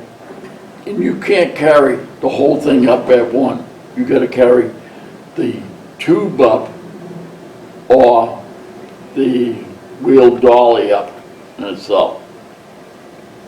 Best way to do it is you carry the wheel dolly up first, but you can't, what are you going to do with the tube first? So you have one gun crew, lift the tube up, right, stand to the side, carry the dolly up, right, and then carry the tube up. So we do this, and it takes us all freaking day to put all this shit away. Right? Around about 4 o'clock, we're finally done with this. Okay, shower up, we're going to town now. Right? We're free, we can do anything we want. We get up there and shower, clean up, going downtown. We're going to finally spend the money we haven't been able to spend in almost 2 months. Right? Come downstairs, there's armed MPs on the door. You ain't going anywhere, boys. You're being alert. You're going somewhere. Oh, no, we're not. Yeah. We're free. We came off alert. That's no more. You're going somewhere. Okay. Go see First Sergeant. Go in and see First Sergeant. Hey, Top, what the hell's going on? Yeah, we're on alert. We are being moved out. We don't know where we're being deployed, but we're being thing. Go back, change up, start putting everything together. That was the start of an odyssey. And it's an odyssey of not sleeping for, I think, 3 days. It's where we didn't sleep. I slept on the plane going out when we left. That first night was filled with packing up everything, your own stuff, separating it out into 3 classes. One was your A bag, which was your combat bag, which is you take them with you. Your B bag, which is what you're leaving, which was your follow-up bag, and then your civilian bag that you're just leaving behind. So, then in your storage of stuff, you had your stuff which you were turning in. They told you had to turn in all your winter gear stuff. You had to turn in some of your uniforms and this and that. They told you were going to turn in your weapons. Wait a minute, how are we going to be deployed and they're turning in your weapons? Who cares? They issued us brand new weapons, absolutely brand new weapons. Not going to have a chance to zero one. Okay, we're going somewhere, we're going to have brand new weapons and we're not going to have a chance to zero one. And we got brand new uniforms. Once they took our winter gear away, we knew we weren't going to Germany, right? And there were 3 things going on at the time. There was the Pueblo had been taken, the Russians had closed down Berlin, and the ambassador to Venezuela had been killed. And those are the 3 things outside of Tet. And they knew we weren't going to go to Tet. There's no way in hell they're going to send the 82nd to thing. They're keeping us for everything else in the world. So we figured, no, they took our winter gear away. We're not going to Pueblo. We're not going to Germany. So we're going to Venezuela. Hey, that's where we're going. They disable all the phones in the area. They take all the mouthpieces and the hearing pieces out of the phones and the public phones in the area. They dismantle all that stuff, take it all out. If you want to pick up the phone and call somebody, you could. It's all gone. It's strange what they did in that area. And so you had no idea where you're going. Yeah. The outside world knew where you were going, but you in the inside, you did not know where you were going. And so we worked all night, and in the morning, right, we heard the division band marching down the street, and we looked at out the windows, and we could see 3 separate units being marched down the street. And what it was is that they had stripped the other brigades of people and broke them up into which battalions they were going to, and marched them down, led by the division brigade band down to us. And lo and behold, what I ended up with is Claude Dunn, my one and only lifelong buddy now. And the one that I greet him by kissing him on top of his bald head every time I meet him. But nobody else can get away with doing that, and I can. The 4 enlisted guys today, like somebody do that, they would, what?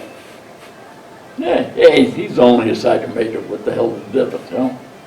But he assigned. We started having meetings. He explained everything that was going on. You know, he got assigned to me as a gunner. You know, which I was very happy to have. And it turned out that in my platoon, there was only 3 combat veterans. There was Miller is his name. That's who his real name was. It was Sergeant Miller. Sergeant Miller, Granger, and myself. Sergeant Miller fought with the 101st. He was strange. He was off his rocker. Granger, I don't think he really fought with anybody. Never did in talking to him. I never thought he fought with anybody. And then, of course, I knew I did myself. So, broke it down, things to do, this had to be done, this had to be done. Made sure everybody understood what we were doing, what we had to get accomplished. Make sure everybody kept getting something to eat and this and that. Everything was packed, that the Jeeps got lined up. Then we were assigned to go, Bud Dunn and myself were assigned to go get these 3 people that did not respond to call of, alert, come in, you were being deployed.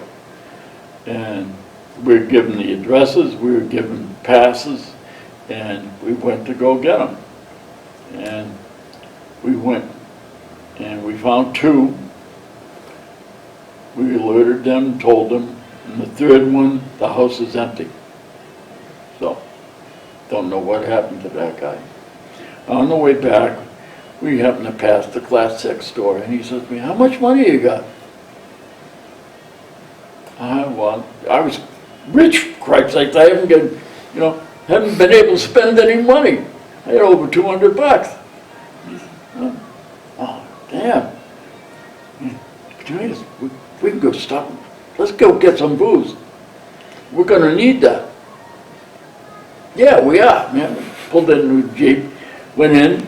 We bought over $300 worth of booze, hard liquor. And we stuffed it in a duffel bag. Wrapped it up in T-shirts and whatnot, make sure it wouldn't clink or anything else, and put it in a duffel bag and put it in the gun Jeep and drove back to the company area. And now it's the 13th. 13th we finished up. We put the guns on the Jeeps. We're all ready, sitting around waiting to go. And we had a few more meetings of BS, do this, do that. They still hadn't told us where the hell we're going at all. And we were watching some of the other people are leaving already. And I was saying to myself, we are actually going somewhere. I have no idea where. I couldn't write anything. They closed down everything. They closed everything. They wouldn't let you even talk to anybody from the outside. And sure enough, it come around 1:30, 1 o'clock in the morning on the 14th, they, led us down to our plane. And I made sure my gun was the last gun onto the plane, so that I'm sitting down at the back of the aircraft. Right? And they loaded a pallet on the back of the aircraft with all the ammunition for the guns. I said, oh great, we're going with live ammunition. Okay, this is going to be fun. Yeah, I looked at the ammunition and none of the stuff is loaded into magazines. Nothing. Nothing's loaded in their magazines, none of the, stuff is still got to be distributed to the 106s and this and that. And I'm going to piss off a lot of guys, a lot of crew chiefs here. So I waited until aircraft got off the ground, this and that. And the lieutenant's on board along with Granger and this and that. He gathers everybody up to the front of the aircraft and he says, okay, he's all excited. Hey, yeah, man, we're going to combat. We're going to Vietnam. I looked at him and I said, fuck you.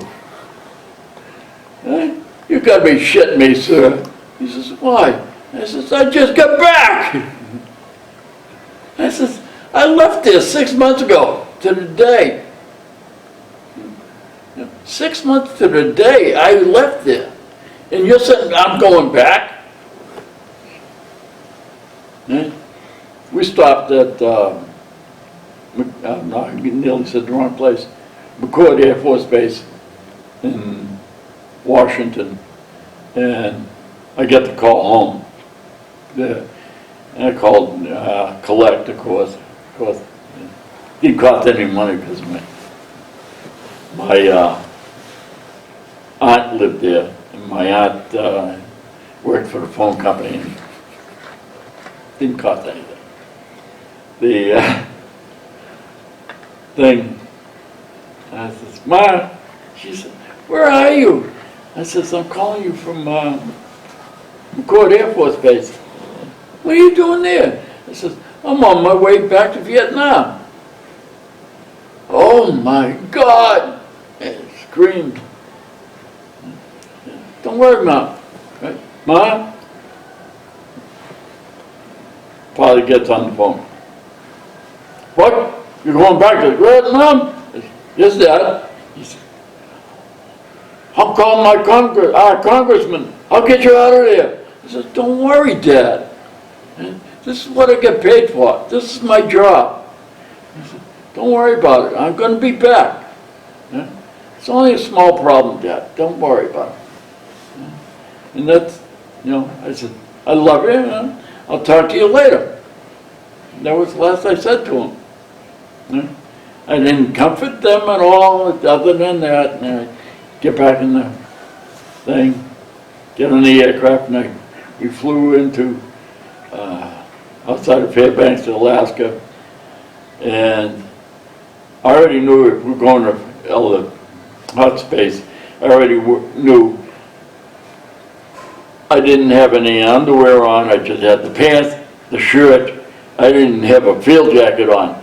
And we stopped in Fairbanks, Alaska in February, and it was 1,000 yards between the aircraft and the nearest building.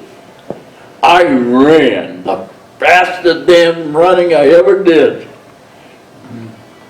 And my breath was freezing. It was still hanging up there, I think. It was so cold. Dang. Then, I didn't know it, but I got promoted to sergeant and blanket promoted. Oh, great. Getting more money. More booze. Hey, fantastic. Bud Dunn got promoted too. I didn't know that. He was a corporate. They promoted him. It kind of messes everything up as to who belongs to what gun and everything else. But yeah, I didn't care. I didn't straighten that mess out. I just left everything the way it was. So then went from there, went into Japan.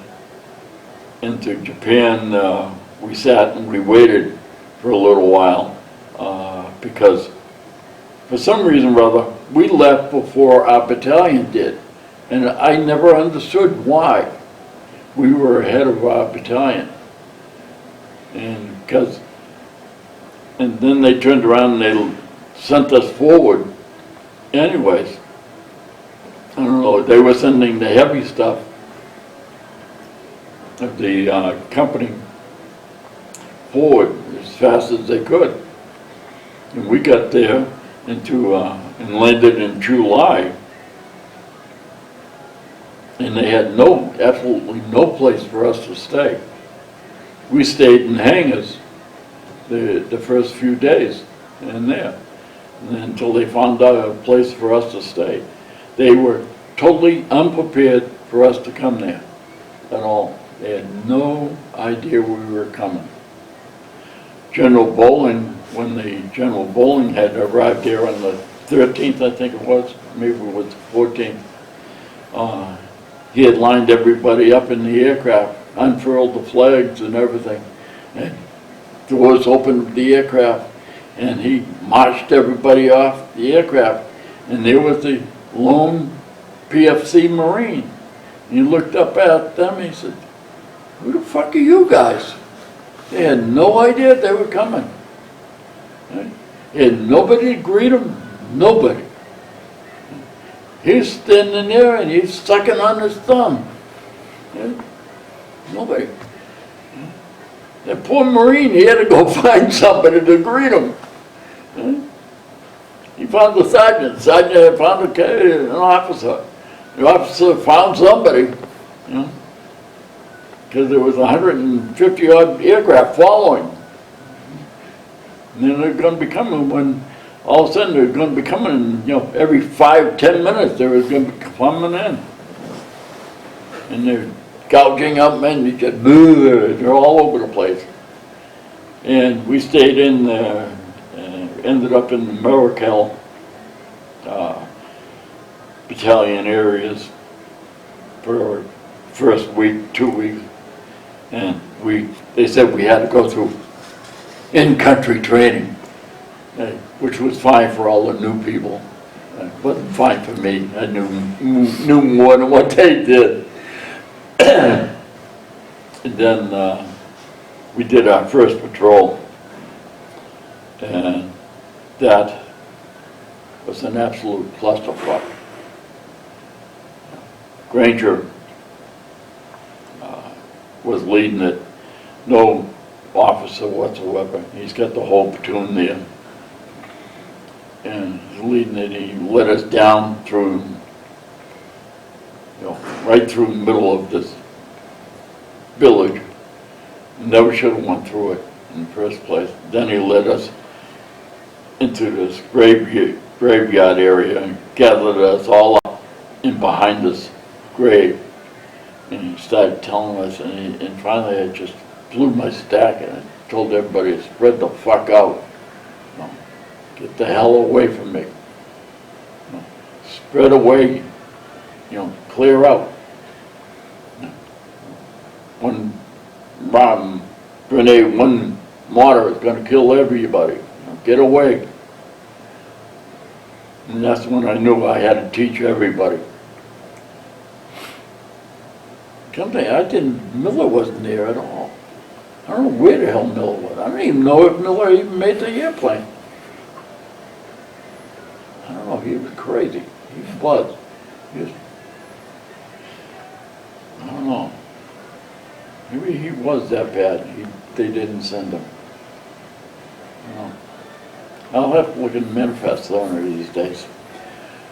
But after that, we got alerted we were going to move north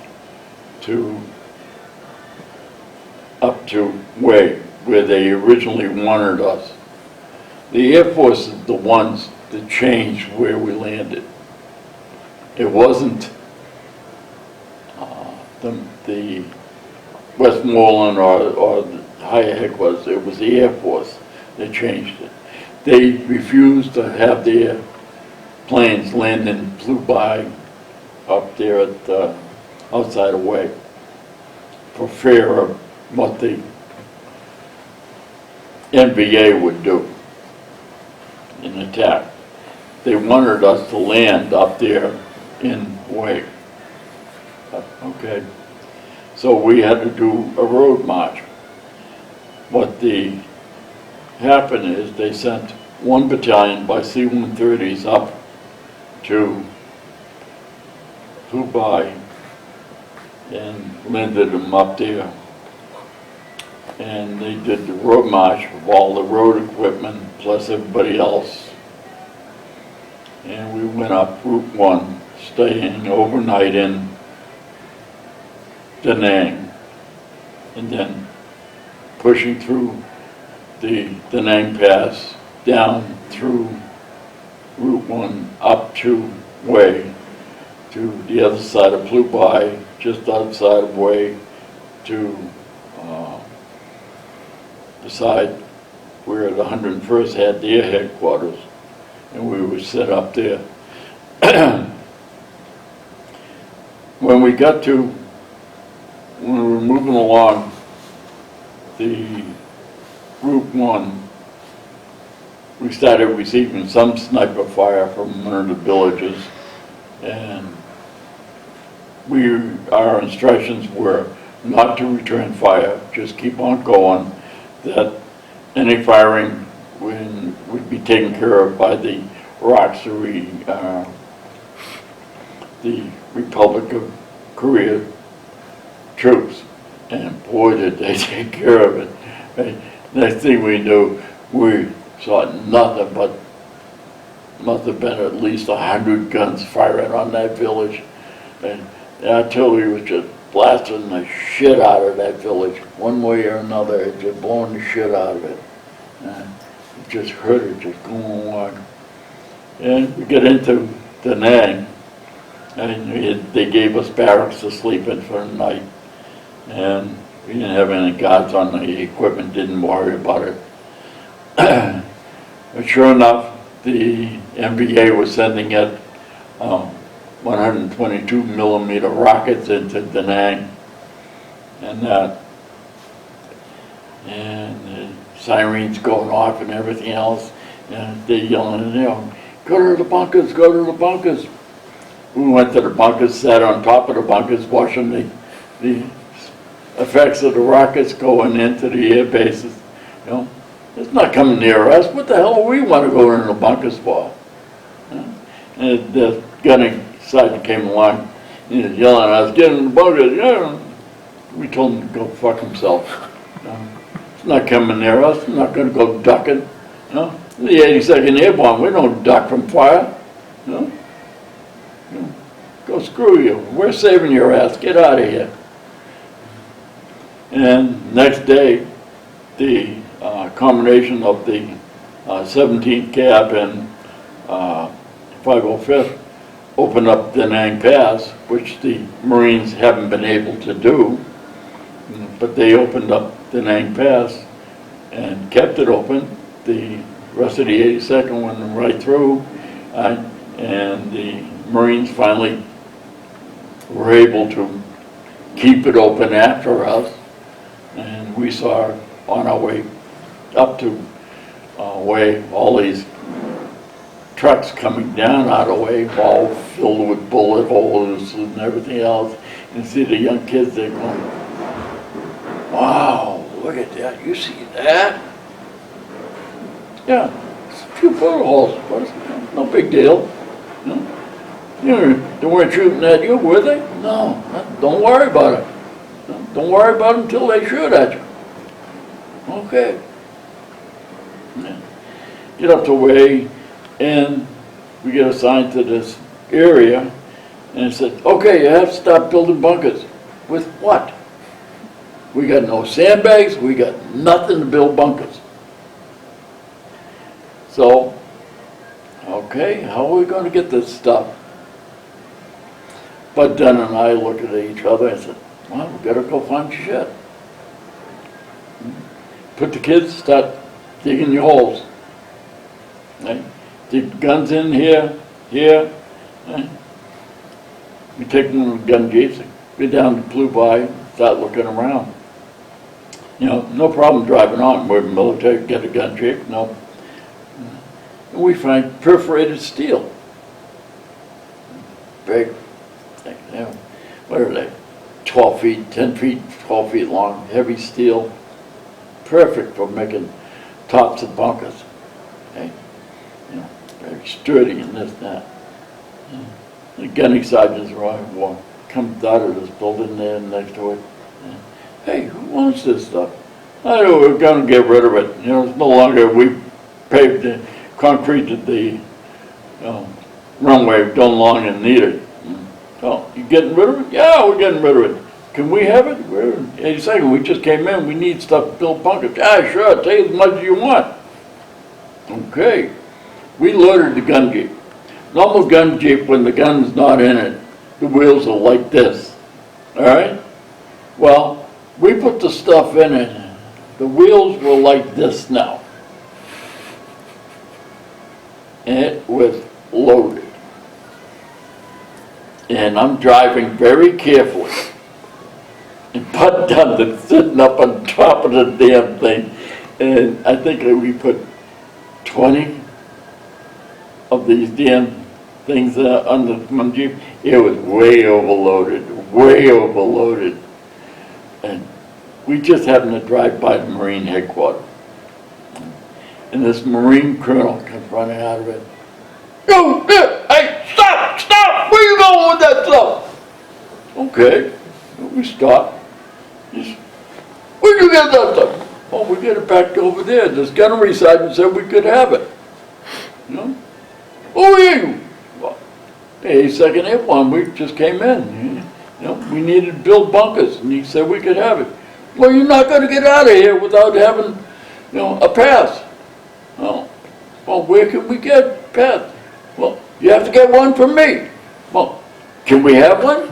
We said, well, sir, we need it, the stuff. We have to have overhead protection. Well, okay, come in my office. I came in his office and was standing at attention, this and that. And gave us the permission, you know, to remove material from the base. These people are authorized to move material from the base, right? Sign, blah, blah, blah, blah. Right? Nah.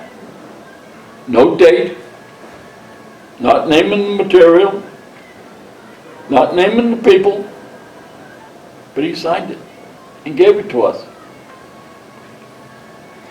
It was a free pass to go by, go. We stole the shit out of that base. We got a generator. We got all kinds of things out of there. Courtesy of the United States Marine Corps and of one stupid colonel. Yeah. So we used that to build bunkers. Yeah. We used steel sandbags. Didn't have sandbags either. No? How the heck do you send people up to do things and build a place? You haven't given them the stuff to do it with. So you just manipulate and steal. Do whatever you have to do. So we get the things done, you know, bunkers built. And one night, the NBA, or the BC, I don't know which ones it was, decide they're going to create havoc between the 101st and the 82nd because there's a little draw between the two of us. So what they do is they get up between us and they fire in both directions, trying to get the 82nd and the 101st to fire at each other. Doesn't work. 101st is blowing away, firing all kinds of things. 82nd is just sitting there, looking, listening, watching, right? And as these little gooks go out and start going out and the rice paddies going away, right, that's when we blew the shit out of them. Wait until they were away from everything. But they tried to get everybody to fire at each other. So, yeah, stop thinking we're stupid, will you? Dang. Then we get out. And I started doing lessons on how to stay alive. You know, different things. You know, what to look for, what to do, this and that. Just sitting talking with these kids. One thing after another. What are some of those lessons? What are some of those lessons? What to look for, you know? You're looking for a very thin wire across the trail. You know, something looks out of place. You're looking for a tire track on a trail. You know? Because they have their shoes, right, are made out of tires. You blow up a truck, you know, and the truck gets blown up. Right? They're gonna strip that tire off, and if the tire is no good, and they're gonna make shoes out of them. You think it's strange? That's it.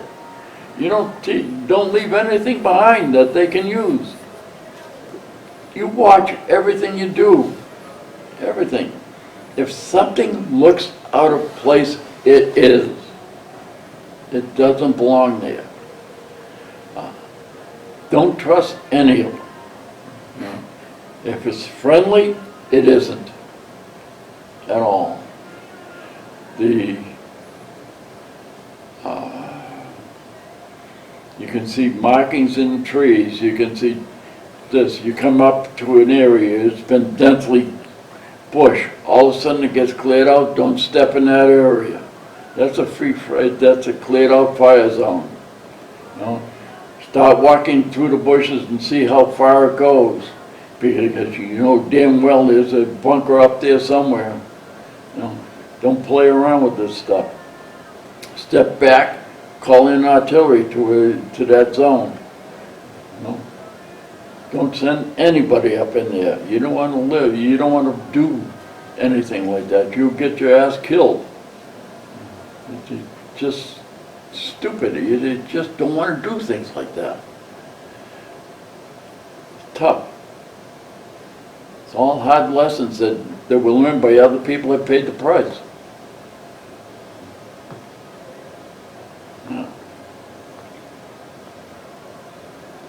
Yeah. Have you heard the phrase "war is hell"?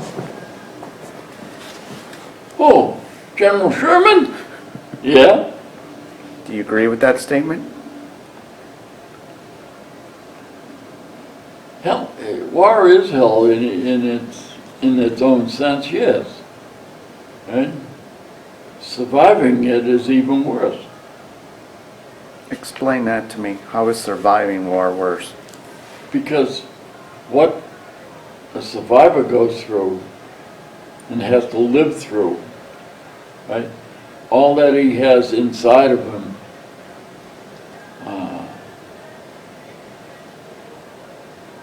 a person that hasn't been doesn't understand and will never understand. To understand what it is to have taken somebody's life so easily, and believe me, it is very easy to do. You know, to walk up to somebody that's so, and be so quietly to do it. And to make them startle when you click the weapon from safe to fire. And that's when they know you're there. Right?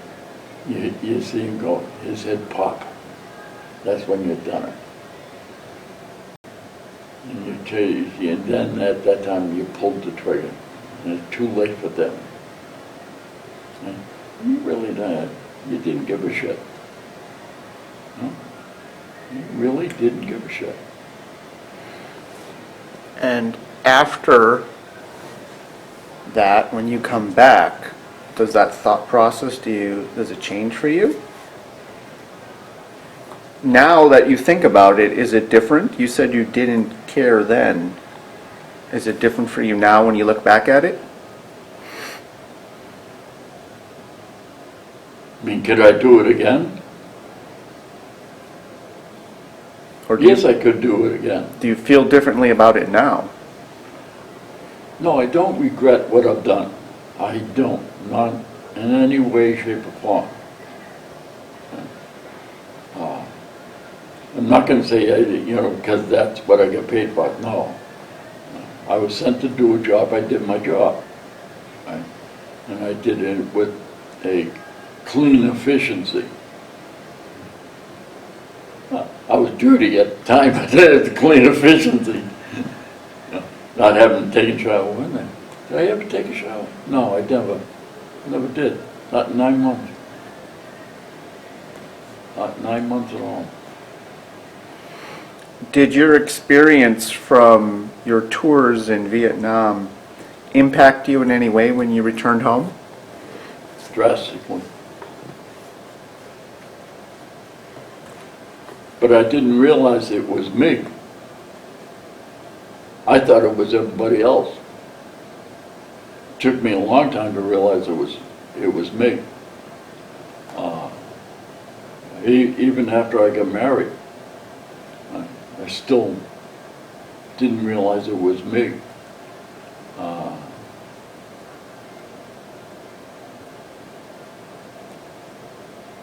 I ended up having to go seek help because I went off my rocker, I did. I broke down and cried, and not cried, I curled up into a ball in my living room. And I was a solid, hard ball, and nobody could, you could pick me up once all the time, and I wouldn't. You couldn't move my legs, and couldn't move my thing. I was broken. And I realized that I was wrong. There was something wrong. And I had to go. And with that, I went to seek help on post-traumatic stress. And I saw, and this is before they were looking for post-traumatic stress. And then, I heard about post-traumatic stress, and it was a riot. Because at first, they were offering 10 treatments, and you're cured of post-traumatic stress. Honest to God, that's what they allow. 10 treatments, and you're done, finished. You're cured of post-traumatic stress. And I went through 10 treatments, and I says, that's new shit. Right? Then they want to put you on Prozac. You know what Prozac does? Everything they give you Prozac for, right, is a side effect of Prozac. So why the hell are you taking Prozac? It does nothing for you other than you're taking Prozac. I went to the VA when I heard that they were looking for volunteers, giving what I had gone through, and you go through an interview because what they were looking for is people that had served in heavy combat, and I fit the bill, so they said. And they did a make-it-through test to find out what affects the person. They put the skull cap on you with all the wires and your wig hooked up to see what your brain waves were like. And they would show you different views of films, of things. Remember the Goldwater one, where you see the little child with the flower, and then you see the explosion, nuclear explosion. They showed you that. They showed you gunfire. They showed you this. They showed you bodies. They showed you, warm and loving things and this and that, all kinds of things, all to see what your brain waves were like and this and that. They did hundreds of different things. They want to see what your physical reactions were to this and that, to loud sounds, this and that, see if you jump, this. They learned a whole magnitude of things. And then they finally moved you into group talking and therapies and talking about that. And what they learned about is finding that if a person talks about it, then it eases them a lot better. Oh shit, I could have told them that before they even started. Because I already knew that. I already knew that if I talked about it, I would have felt better. And I've always been an advocate that if you talk about it, if you write about it, right, it will ease you Yeah. I think a veteran talking to a veteran, these kids coming back, if a veteran was there to sit there and talk with them about it, and if he was just sat there and just talked to them and tell them about his story, right? And then all of a sudden they're relating back and forth, and they have something to relate to and makes everything easier on them. I always thought that. I think then we probably wouldn't have 22 people killing themselves every day. So, yeah. Besides the curling up and, as you said, being broken, did you notice other things that, whether you were, for example, loud noises, were you looking for tripwires? Did you have a habit of looking around for things still? I constantly do it. I still do. Still? I constantly do it. I react to loud noises. I was shopping with my wife and my son. We're in the grocery store. And I was in that cash register where things going through the, being registered. Right? And somebody knocked over a stack of cans, right? And I ducked, right? And the girl says, that will be whatever amount, she says, and she looked, and I wasn't there. I was on the ground. Right? And my son's laughing, and my wife is looking. And my wife says, don't worry about it. She does that all the time. And this is still recently? No, that's about 15, 20 years ago. That was. But recently, I still jump. I still do. I appraise of every place I go. I appraise everything of every place I go. We're in Nashville, walking around, and I'm looking at people, appraising them of their threat to me, as to, are they going to be a threat to me or not? I do that. I'm constantly looking at danger. Did you have issues sleeping? Constantly. I sleep 4 hours a day straight first. Then if I'm lucky, in about an hour, hour and a half, maybe 2, I'll go back to sleep. And I'll sleep for 2 hours, maybe an hour. I then wake up again, look around, wait, go back to sleep, hour, hour and a half, go back to sleep. That's the way I am. I've been doing that since Vietnam. What about nightmares? Nightmares come certain times a year. They come certain times a year normally, but they can be triggered. I don't know what triggers them, but they can be triggered. I don't know why. War movies don't do it. Because I can look at a war movie and in my mind I rationalize, that's only a movie.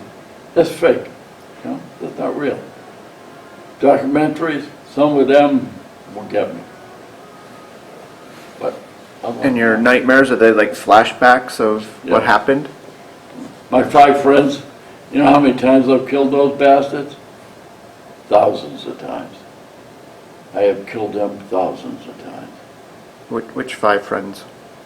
On the 5th of June, the captain and his son, that was an NBA captain that couldn't operate the M16. I have his belt. I did have his ID card, but I don't have it anymore. I lost that. It's funny. I had that. I captured the M1, his belt, a whole bunch of shit from him.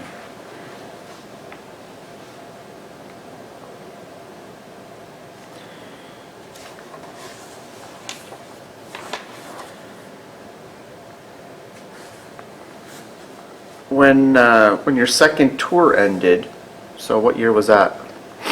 Still 68. All right.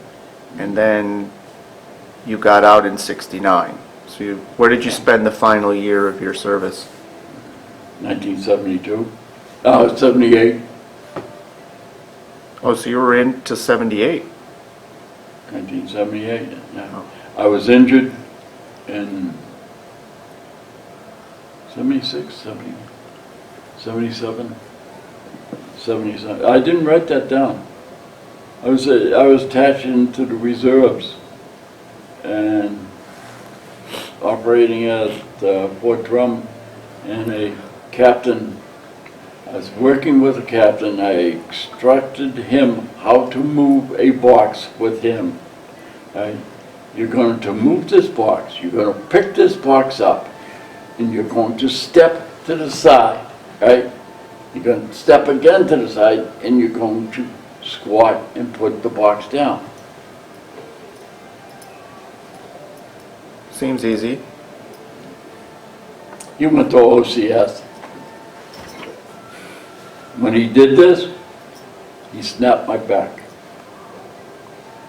1.5 disc gone. I immediately cut the legs out from underneath me. I went down like in a flash.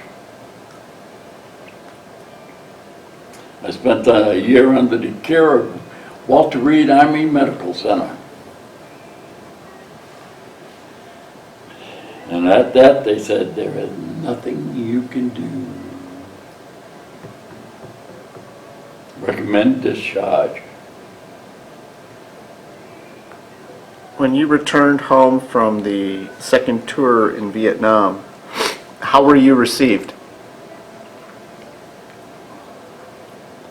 Second time coming home is fun because of the fact that when we get back to Bragg, we're plane load of us went right to Fort Bragg from Vietnam. We on a 707, we left out of, I don't even know where the hell we left out of. But we get into Hawaii, they changed the crew there. Then we went from Hawaii, San Francisco, from San Francisco straight into Fort Bragg. We arrived there somewhere around 2 o'clock in the morning, and the division commander get on the plane and he's yelling, you know, airborne, airborne all the way. And some of the guys were not very happy about that. And they promptly told him to go take a flying leap for himself. And one of the kids, one of the guys get off the plane, and had a sign that said, once on the rice is nice, but twice isn't. He was not happy. There was Steve Chestnut. He had that. And, but they made us all line up and take our bags and dump them on the ground. And they had the dogs sniff everything. And then they had the MPs go through each and every item. And then they told us, welcome home. And then they took us to a barracks and they explained to us while we ate steak and eggs and drank 2 beers, exactly what was going to happen to us. Where, you know, we had a choice of assignments, where we would go. I get assigned to the 1st of the 504th, and we had 30 days leave. And I went to, you know, went to sleep, get up, had to go buy clothes, you know, bought clothes, get, and had to take a bus from Fort Bragg all the way home, because there was an airline strike. And you talk about something, that was me. I stood up from Fort Bragg all the way to New York.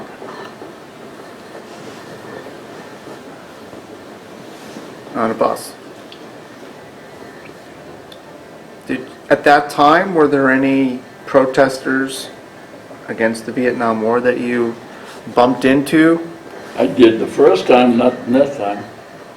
How did that interaction go? Not very good for them. Reason why, because there was 40 to 50 of us and there was only a few of them. Right? And we were already pissed off. They had closed down the bar for 15 minutes so that they could clean it. And we were waiting outside the bar and they were, you know, these assholes showed up and they started giving us crap.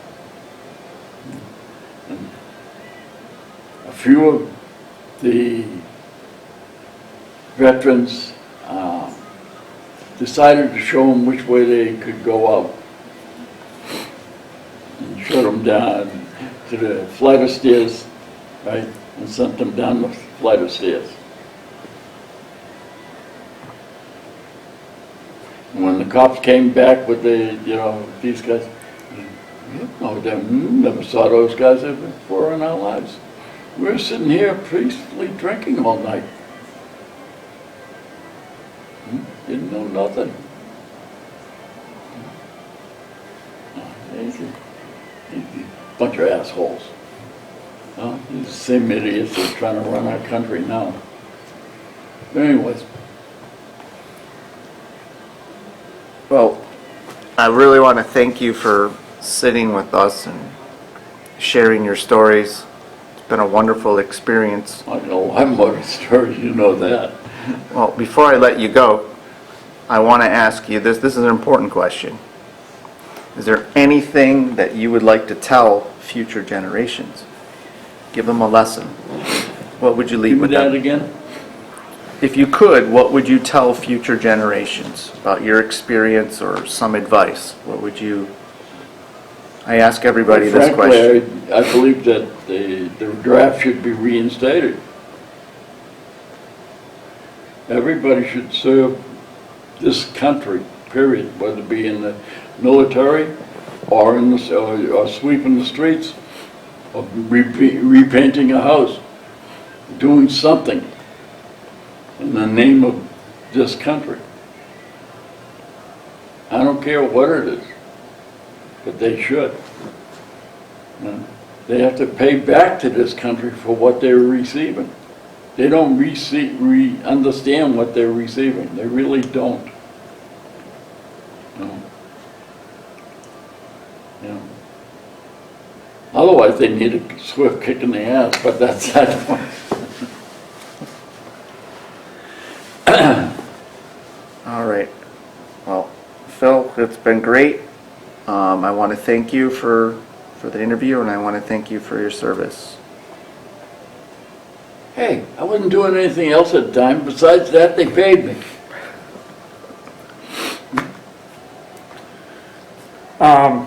Couple real quick ones.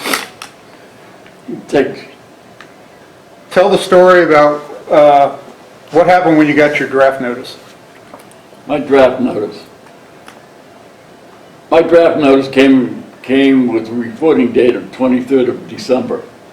Knowing that, coming from my brothers that are already served, knowing that what happens in December at that time, between then and after New Year's, nothing happens, right? And you're only going to end up with doing details. I was smart enough to realize it ain't time to go in. So I went down and I enlisted, not telling the enlisted sergeant that I got drafted. I went down there like a little boy saying that I want to go join the Army. And he took my enlistment, not realizing that I got drafted. And he gave me a reporting date of 24th of January. And I reported to the draft board that, oh, I already had enlisted. And my father, being on the draft board, didn't know better. Because I didn't tell him I got a notice. Where did you go for R&R when you were in Vietnam? First time, Hong Kong. And I went there with a kid by the name of Donald Beatty. And I didn't keep any money. We didn't get paid, or I didn't get paid while I was in Vietnam. I was getting all of $10 in a month. That's all I was keeping. Everything else was sent home, or sent straight to my bank. So I had a wire ask home to send me money, which is interesting because I never got it. So when I got to Hong Kong, I had all the money that I had that I was in my pocket was approximately about $60 because it's all the money I had. And I had enough money to pay for my hotel room, right? No money to eat or anything else for the 5 days. And I just happened to run into this girl that won approximately $3,000 at the racetrack that day. And she was very good to me for 5 days. She bought me 4 suits, 6 shirts, lots of love, and lots of food, and lots of booze. And so it was. Tell me about monkeys. Monkeys. We're out going out on an ambush, and it's a platoon-sized ambush, and we're going up into the Highlands, and the platoon, the point man ran into something, and he automatically fired, and he killed it. Turned out it was a monkey. And it's only a monkey, what the hell? No big deal. So we get up to where we were laid up the ambush, and where we're going to be there for several days. What you do is you tie string between one wrist to another, so you communicate by pulling on the string. It seems that this monkey happened to have friends, and monkeys don't like having their friends killed. And these little bastards, and that's exactly what they were, right? Like to hit people with sticks, and they could hit you with stones and every other thing, right? And they jump on you, and they pull on you, and they do everything in the world to you. And it was a miserable night alone with those things. They did everything in the world. And finally the platoon sergeant says, just blow the shit out of the trees and get the hell out of here. And that's what we did. And we ran like hell. The monkeys, they won that night. Yeah, they were something else. I hated those little bastards. Tell me about the elephant. Oh, elephants. No. It was so much fun being backup instead of being the man. You know, being the guy on point. The guy on point, you ended up getting so much shit. And we've been pushing through the jungle here, and it's thick jungle. He's been wailing away with a machete, trying to cut his way through so that everybody gets through. And we got 100 pounds worth of crap on us. He's cutting through and cutting through. And he finally comes to a point that, you know, he can see that it's going to be clear into the area. He pokes his face into the area, and next thing you know, whack, right in the face. Take it back. What the hell was that? He cautiously puts his face towards it again and goes, whack, again. What the hell was that? He goes down low and he looks again. What's that? It's a goddamn monkey. No, it's an elephant. Ape. Oh, big. What the hell is this thing doing here? He backs off and he puts it, we get an elephant. Oh, an elephant? Oh, crap. You know what you have to do with an elephant? Number one, you have to report it. Number two, you have to guard it. Number three, you have to wait around with it. Number four, you have to make sure it's fed. Number five, you have to wait until the helicopter comes to lift it out of there. Right? And you have to make sure that it gets lifted out properly. Right? And that's what we had to do. We had to guard an elephant while it get lifted out of there. Damn things. Oh, fantastic little thing. It was friendly, you know, but damn, an elephant? Come on.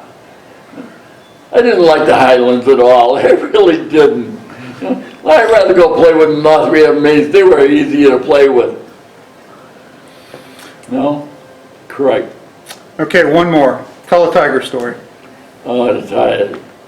No, it's not the Detroit Tigers at all. No? Or the Bengal Tigers, or the Cincinnati, if you want those. Again, the point man, training point man, it became a problem at times. And got a brand new point man. It's his first day out in the field. And we're up in the Highlands again. And we're pushing along in this trail. And came up to this turn. He comes to the first turn and he disappears around the corner. So I hurry up to the corner to make sure I keep contact with him. And he disappeared around the other corner. I was like, shit. So I hurried towards the other corner, and when I reached there, I heard a scream, right? And I started around the corner, and the next thing I know, he comes barreling around the corner, and he's throwing off everything. It's just everything off of it. He knocks me over, and I said, damn, what the hell's this? You know, I yell at him, and I look at him that way, and I started turning back, looking the other way. All of a sudden, I got brushed by some furry thing, you know, it was orange and black and whatever, and then it's gone by. You know, he'd gone down around the corner. Next thing you know, I had a machine gun go off. Get up, and I went back, and I looked, and there it is, a tiger, laying dead on the trail, shot dead by the machine gunner. Hey, now we have to call in the helicopter, have the helicopter pick up the dead tiger, and we had the thing pelt mounted on the EM club wall in Arcade. We never got to see it I didn't get to see it until we get back there, and when I mustered out of the thing. I'm talking about leaving Vietnam. When I got back to Anke, and I had left Zimmerman up there in Khartoum.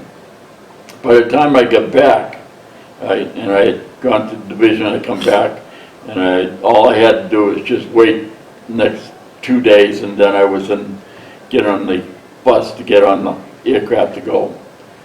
There was Zimmerman, and he's leaving the day after me. And we said, okay, you know, Zimmerman is sitting in his hooch, and we're drinking Jack Daniels. And great, they're having a grand old time. We listened to the radio, and on the radio, they're playing in the Armed Forces radio, they're playing the Detroit riots. Right? You're listening to the machine guns going off, right? And gunfire back and forth. Right? And he says, you know what? I think it's safer to stay here than going back there. Little did I know that the unit that I'm going to is the unit that's firing there in Detroit, the 3rd Brigade of the 82nd. So, all those guys that I was going to were those guys in Detroit. Strange things. that's the way it is. Phil, it's been a very educational 2.5 hours, and I really And 2.5 appreciate, hours? I really appreciate you taking the time, and also thank you. Boy, am I a bullshit out of This is a very good interview. There's a lot of good stuff in there. Oh, I think of more things. I can think of more things. I'm carrying 90 recoilless rifles, right? I got 100 pounds of stuff on my back. I got 2 rounds of the 90 recoilless rifle. They're sending in 2 Chinooks to carry the company out, right? And I'm there, and these things come barreling, absolutely barreling in. And when these things are coming in, they're coming in with what, 150, 160 miles an hour, and they create a hurricane force wind. The sucker picked me up and threw me about 50, 60 feet out into the rice paddy. Right? And the rice paddy is mud, just plain mud. And I'm there in the rice paddy, stuck there with all this shit, watching everybody get on the choppers, and I'm raising a hand going, hey guys, you guys, if the damn crew chief didn't see me, right, I would have been still in the rice paddy going, hey guys, while they took off. It took 6 guys to get me out of the rice paddy, and it took them 5, 6 minutes to get me out of there.